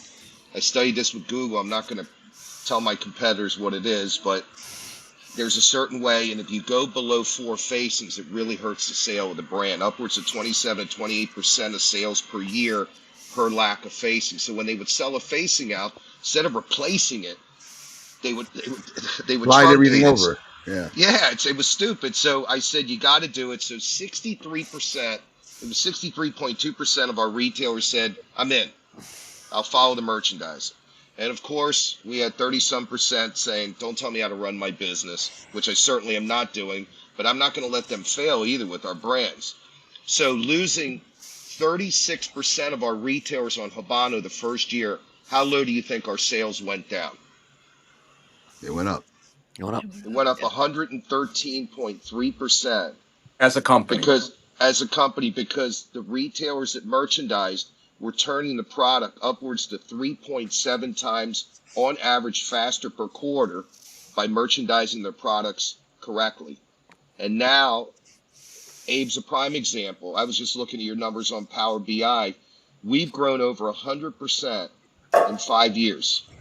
And you have the walls. So if you have per square inch, like the supermarket principle, And let's say that Perdomo section, that size you gave us does $10,000, but you merchandise it right, and it does $14,000. You increased 40% of market share and revenue in the same amount of space because your direct costs are identical. And I'm like Nicholas. This business is crazy. People just try to sell you cigars. They have to be sold correctly. I don't want to do business with people who don't want to merchandise our products correctly because they're going to lose and we're going to lose. And that's not what it's all about. At my stage of my career and at my age, all I want is the product to be successful for the retailer and for the consumer. It's the ease of shopping. I'm looking at people, writing, it's so easy when I go into the Perdomo section. I know what I can get. I know what I can read. I can do this. And you have retailers that tear off the damn shelf talkers. It drives me nuts. And this is how it works. And we have studied this, and I've learned this. I went to San Francisco to Google. I mean, I've studied this stuff. The biggest spy agency in the world. I know how people shop, and we're doing training sessions now with retailers so they can learn the products. It's kind of crazy. We send all these cigars in these cartons, and all they're doing is looking at wrappers and saying this must be mild, this must be medium. It's the only industry in the world where we don't even train our retailers on how to sell the product, and we should. And that's a big problem that's on us, and we're changing that. We're trying to kind of revolutionize the industry to be normal like every other industry. Right.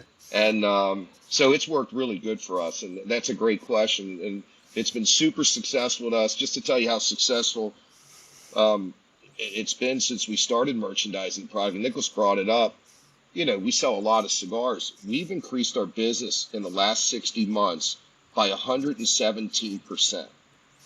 And that's as good as it gets. And that would be a dream if I could grow, like that. So thank you to the retailers that do it. Now probably 90% of the retailers that do it, but you can't win everybody over. We're doing our best. And like I said earlier, less is more.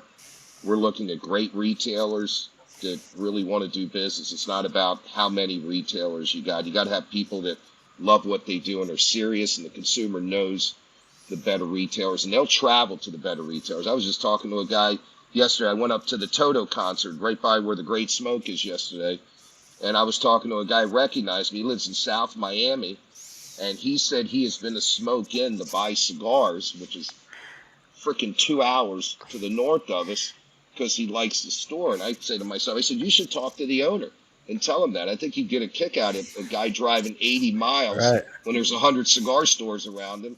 And he said, but they're not as good as this one. So when I go up for business, I'll even not buy cigars and wait till I go up there and buy them. I said, you should tell them that. They would appreciate that. That's Absolutely. An 80-mile drive. The guy lives in Kendall, and he goes to Smoke Inn a lot when he goes up to Palm Beach to buy cigars, because he likes the stores and how everything is and how it looks, and it's clean, and it's the ease of shopping. That's what people want. So kudos to you and your staff, Abe, on that. Thank you, guys. Well, listen, I really want to thank you both. I know how Saturday mornings can be precious when you have hard, long work weeks. So thank you for joining us and entertaining us and educating us and talking about the legacy that is Perdomo Cigars. It was very great episode for us. So we appreciate it very much, and we hope you enjoy the rest of your weekend, guys. Same to you guys. Thanks for the opportunity. We appreciate it. Yeah, thank you guys. Thank you guys. Great seeing you all, too. Awesome. Awesome. Yeah. Yep. Thank and Abe, I'm always up for conversation with you, my man. I know, my friend. Yeah. Take care, guys. Take care. Guys. Thank you, guys. So long, guys. Bye. Didn't want to bore them with the remaining segments. It seems like it goes downhill from there, right? I know, right? Yeah. I mean, we're running out of time. I wanted to have a whole conversation about Nick at the Toto concert, and I could have went another 20 minutes about that because I'm a big fan of Toto as well. Have you had him on already since Legacy or no? Nicholas is coming on next month. Oh, there you go. Yeah, he's coming on next month. Yeah, so he'll be on with us next month. Awesome. One thing I'll say, I didn't get to say when they were on, but there was two when I was managing the West Palm store, and when we order, there's basically a loose formula, but a formula to how we order based on how much we want to stock, which is loose depending on the brand.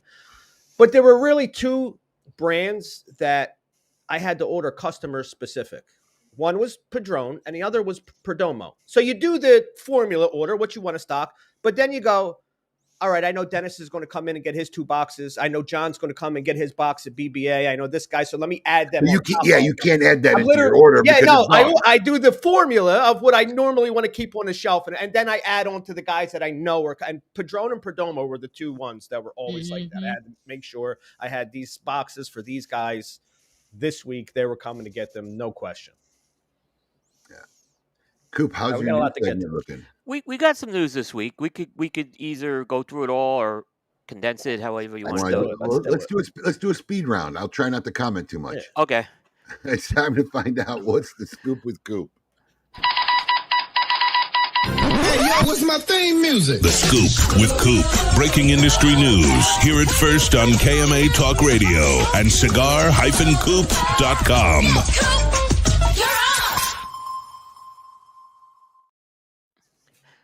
All right, we'll start it off with JC Newman. This past week, they launched a new cigar. They actually launched this over at Corona Cigar. It's a new FSG cigar that's been developed by them. It's the Diamond Crown Tampa. And what's significant about this is while they've worked with the FSG tobacco before, this one is a Diamond Crown that uses it. So it's the first time Fuente actually has rolled a cigar with the FSG tobacco. So from what I've been told, this is going to be a Tampa-only release mostly. I think there may be some other places, I think, as well. Pretty limited release that's coming out. But the big thing is it's got the Florida sun-grown tobacco in the filler. And it's not going to be cheap. It's a $30 cigar. It's going to be. Yeah, Kevin just went up there for the event, and he brought me back one. I was going to try it tomorrow. Okay, you got to give us a report on that. Yeah, Kevin said it was really good. He said it's not like the FSG is not prominent in the undertone, like, because FSG has a distinct undertone. He said it's definitely not like what you would expect from using FSG. And that's what I was worried about with this, because that's a milder blend, and I don't know how it would work with that. I have some coming, so we'll see. Yeah, I'm excited to try it. I was like, kind of like when he was going up there, I was debating on going, and then I was like, just go. And he brought me back one, so I was like, oh, good, I get to try one. Yep. So what else you got, Coop? All right. There's a company called the Bocock Brothers. That's the name of the company. They have been working on. They actually have made some licensing deals with the NCAA, with various colleges. So they've been doing some releases for like LSU, Mississippi State. Cigars, yeah, branded with this stuff. They actually signed a licensing agreement. And actually, there were 2 cigars that they released this week to celebrate national championships. There was one for the University of Florida for their basketball championship, and there's one for LSU for their baseball championship. Are they selling directly to consumers? They are selling. They're doing both. It's on their website, but they are wholesaling these things as well. And they were at the trade show this year. I didn't even see them. And who's making this product? They don't say, other than they're both out of Honduras. Yeah, my favorite my favorite thing when nobody out of nowhere starts making undisclosed. Yep. Mm-hmm. Yeah, but listen, I'll give them credit just for being able to get these kind of licensing deals. I don't know how they did it. I don't know how they did it either. But like I said, they're literally, like I said, these are authorized, is what I'm saying. These are authorized releases. Right. So I give them credit on that too. I know from when we were at the trade show, they have some other schools coming as well. Still kind of regional a lot, but nonetheless, I thought it was a good thing to see that. And they already have a few LSU cigars out they've made already. So it's not, because I think they're based in that Louisiana area, or they have connections to LSU, I should say. Interesting. Yep. What else you got, Cool? Alec Bradley has a new Chunk cigar out, the Chunk Shade. So Chunk is this like project that started with Heritage Alec Bradley, where they were making this like small, short, thick, nub-sized cigar. Can't say that. Yeah, I can't say that, but I guess I did, right? but basically now they did one in a Maduro. Now they're doing one in a Shade. They're all 4-inch cigars. So they have a 4x60, a 4x66, and a 4x80. I have not smoked a 4x80. I can tell you that. But they're priced between $6 and $8.50 that you'll see. Wow. If you're into that, I actually want to see what it's like to smoke a 4x80. By the way, I was going to say it's like smoking somebody's ankle. Yeah. Yeah. Casa Carrillo has another new cigar coming out. They have a new Encore Black. It's called the Bulwarks. It's going to actually be debuting at the Great Lakes Cigar Festival later this month, and then it's going to have a national release. So it's a new size of the Encore Black, which is a Connecticut broadleaf release they've done. And this is going to be a 6x58 Perfecto. I'm seeing Casa Carrillo. I'm seeing them do a lot more Perfectos and Figurados lately. So they seem like they just did one with the Pledge of Allegiance, a Perfecto last year, and now they're doing a Figurado this year. So that should be hitting the stores next month. That's going to be not a cheap cigar again. $26 a cigar. Quick question: does anybody else still go who when you hear Casa Carrillo? I still haven't made the switch mentally yet. Yeah, I think the answer is I think for people, if you've kind of covered the industry and have been to the factory, it's not a big deal. But if you haven't, I think it's still tough to say. And you even heard me it was a little tough. Right. You went back. Carrillo for 15 years. Does anybody know why that was instigated? I think it's a move to make the company more of a family company. That makes sense. We're seeing the kids take much more of a role in the company. Liznet's taking a much more role in the operations. I think Ernie the Third's taking more of a role in the finance piece of it. So I think that's what's going on there. Okay. What else you got, Coop? Finally, I don't have pictures that I'm authorized to use of this, but I should get them next week. But I still reported it anyway. I was looking too, Coop. I was looking. No, there's a link I gave you if you want to see it, right? But the Monte Cristo 90 was announced this week. So the Monte Cristo 90, they're doing this one at Plasencia. They're doing two sizes: a number 2, which is their iconic 6.5 by 52 torpedo, and a 5.5 by 56 they call the Nacional. And they're going to be going between $38.75 and $40 a cigar. They're also doing a very limited edition humidor. They're making 35 of these humidors. It's going to have a BRM watch in it. You see more of these watches come around lately, along with like cards, poker chips, and dice. And that's going to be a $15,000 humidor. So, but there's not going to be a lot of those. Wow. Oh, it hurts. There's definitely, but Monte Cristo's a brand that, I think I could see them wanting to take that more luxury. I get that. But if you heard the news this week, we're seeing a lot of $20 plus releases right now and $30 plus releases. So it's not slowing down. Didn't Scepter just come out with another new display thing that like opens up, it lights up? Yeah. Crazy looking. Yeah, I think we talked about that a couple of weeks ago. That Spectre, and I think we played the video of it, right? And when you see the actual humidor, the pictures don't do it justice to see the video of this thing. Oh, how it opens, and that's $150 cigar. Wow. So, and that's Cohiba's, that's STG's premium brand. So, well, yeah, we have Alec Bradley chunks under $10. For the most part, like this trend of higher priced cigars is not going away. Yeah. Is that it, Coop? That's our rapid fire news this week. Rapid fire news by William Cooper. For more information all the time, please check out his site. It's always teaser rumor free, cigar-coop.com. Absolutely. So we got 7 minutes. Do we want to squeeze in both segments? Do we want to do just one? I don't know. You pick. I don't have to get a haircut. I'm not in a rush. Yeah. All right. I can do it. Yep. In that segment, let's bring on season 12, right? Or 13. I gotta lose track. I don't know. 12. I gotta check. Maybe 13. I think it's 12. I think it's 12. Maybe 13. Well, we'll find out in the intro. It's time for the newest season of Tale of the Tape. Not yes. Can't find it. There it is. I got it.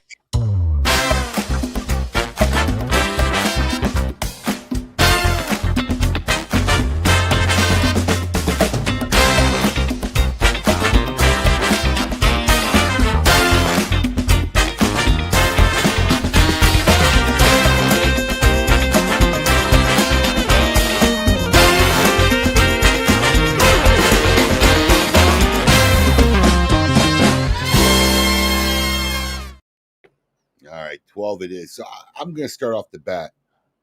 This was one of the hardest seasons I think I've done to date. It was just a lot. There was a lot to. And I didn't realize it until we started it how problematic and in-depth it was going to be. I had so many things. I had to incorporate a rule finally that like chopped a bunch off, because I think my list was like 50, and how am I going to cut it down to 10? All right. So I had to make a decision to choose. And I think we missed the mark too, because like there's some epic intros that are visual.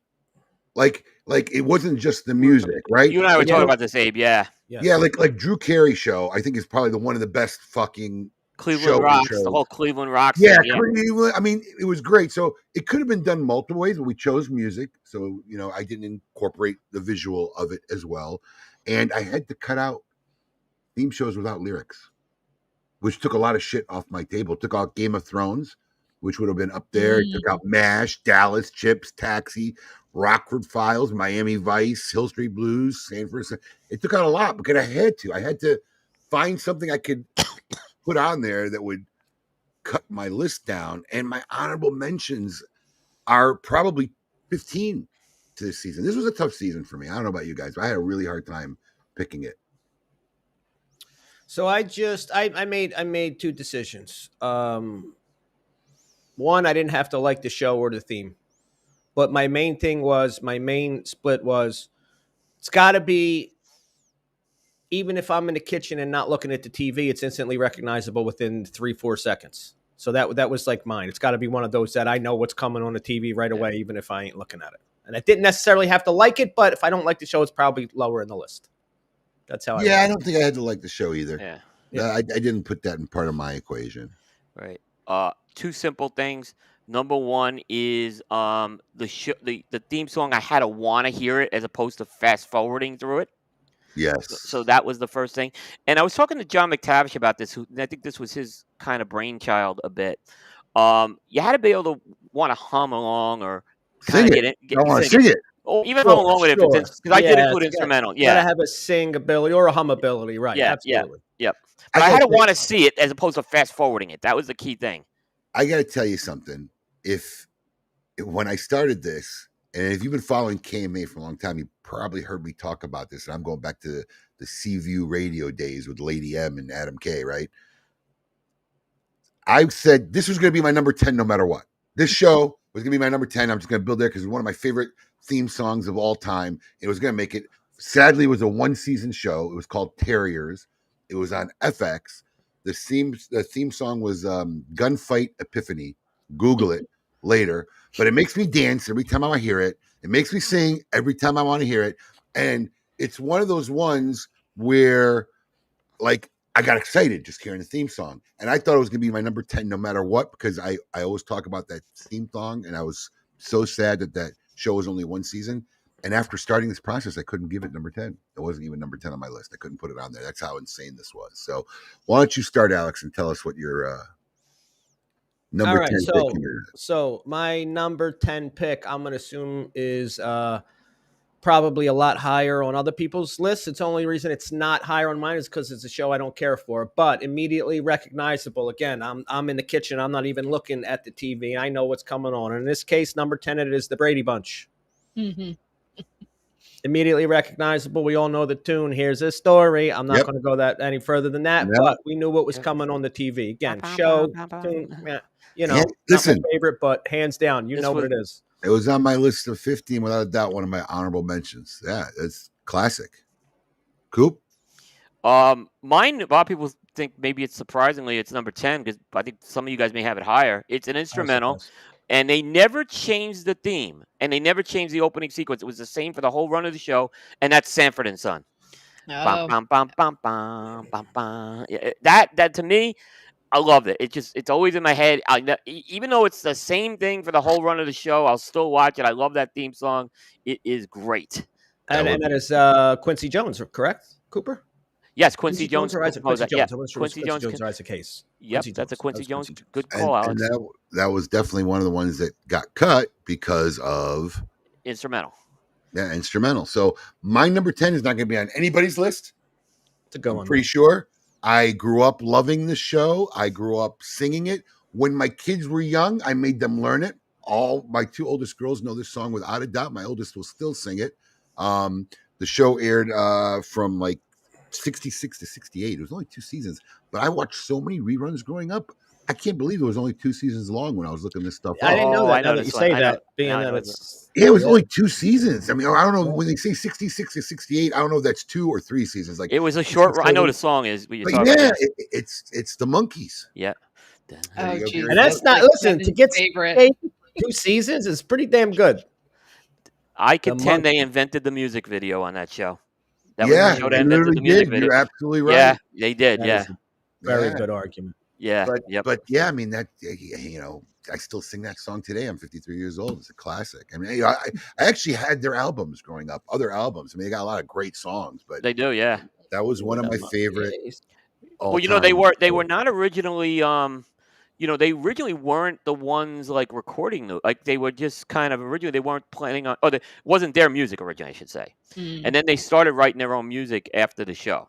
And God, they did good. Yeah. Yeah. They did good. I mean, obviously they were a much better band, I think, than they were in the TV show. Yeah. And I like the show. It's a good show. Right. Oh, it was. All right. That ends week 1 of season 12 of Till of the Tape. Josh, We you got got a quick- let's Yeah, yeah. give something. I mean, sorry. I'll no, it's okay. I'll go back to my childhood. Fraggle Rock. All right. Fraggle Rock. Fraggle Rock. Yeah. The great trash Like heap. I loved it. If I hear it, like, which I don't hear it now, but like when I was a kid, like we glued. Love the theme song for that. That's solid, actually. Yeah, I stayed away from kids shows. Yeah. too. I stayed away. I just had to set barometers. It was when I was going through my head, and I started the process just writing stuff down, maybe Googling some shit in case I forget. My list was just too immense. Literally, It was like over long. 50. It was very long. This is a tough one. Like I was sitting here thinking, like, I don't even know how you guys chose what you chose. Listen, There's too many. You forget shit, and then you're like, holy fuck! I'm going to tell you something. A show I was too young when it came out. I probably never watched an episode. And the fact that I can never watch an episode and I love this theme song because either it came on, I heard it, Rockford Files. Mm. Rockford Files has a great, right? I mean, he's great. And I'll tell you what, man, James Gardner was really Oh, what a great show. And Sunday night, that was a Sunday night tradition in our house to watch the Rockford Files. Coop, I couldn't tell you if I ever watched the episode. The intro always started with it was a really good show. It was a real. Yeah, I might just go back and watch him just now. He was the ultimate like renegade cop, a renegade, private renegade. investigator, or was he a Yeah, cop? yeah, he was a renegade. Yeah, that's what I said. Yeah. Renegade. He was a renegade. He always got into trouble with the law too. On top of that, Great show. Well, this is gonna be an interesting, fun season. Yep. I think we'll call it a thing. We'll come back next week with you want to run. You got time? You want to run? I got time. It's up to you. I can do it. I can do All it. right. Yes. Does Jess have something to do? Let's not. I'm good. We're good. I mean, you got We 5 can minutes. do it. Come on, we got 5 Yes. minutes. Let's All get it. right. Let's Let's run. get it. Let's time to end the show the way we always want it with an episode of Would You Rather.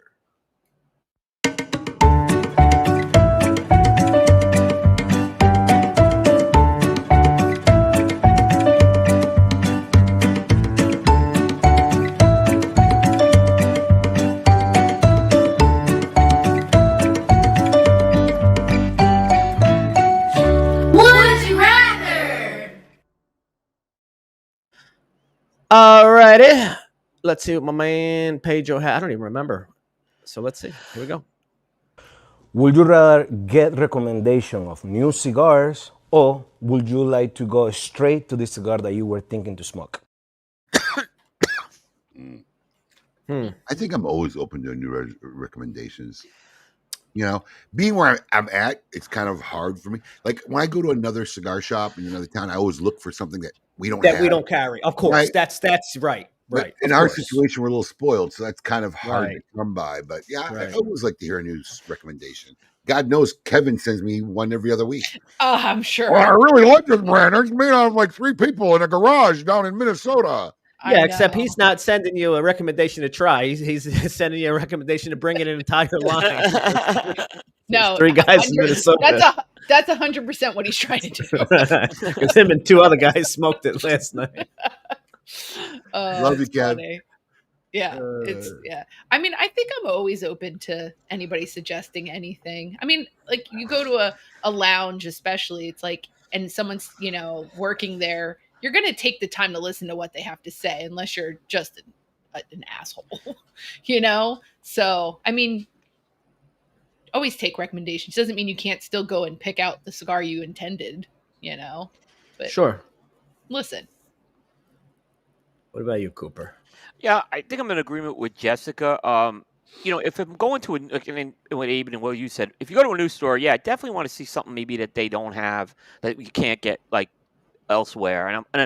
And you do want to always be respectful to the people working in the store with the recommendations. So while I might not need it, why not be open to it and at least, you know, give it a fair shot. And we had some things even at the trade show issue we were very surprised about that we hadn't heard of. So I think I lean towards the open part on that. Yeah.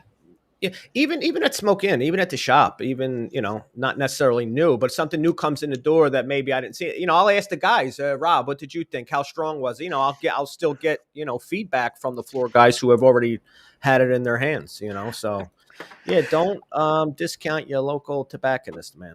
You know. Yeah. Listen, even if you don't like anything the guy smokes, you know to go the opposite. You know, but you know, the more you talk to a guy, yeah, well, he likes that. I know I don't ever like that. That's right. He's the barometer. Jess, thank you for joining us. Thank you. Yeah, you're welcome. This was great. I probably had 1,000 questions for them, but like I just wanted to listen to their story. You could do a whole, I mean, right. Especially so much background and history with that family and yeah, going way back. And I know a lot of people learned stuff today. I saw you light up when I talked about him making the first cigars for Drew Estate. You're like, really? Yeah. There's so much stuff. People just, when we're in this industry this long, it's like, oh, it's common knowledge for us.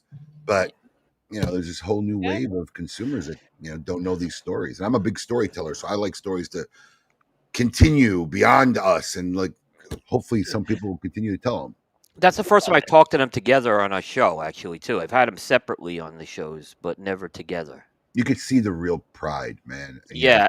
He's got to be really, really Nicholas cool. III's the real deal, too. So, yeah.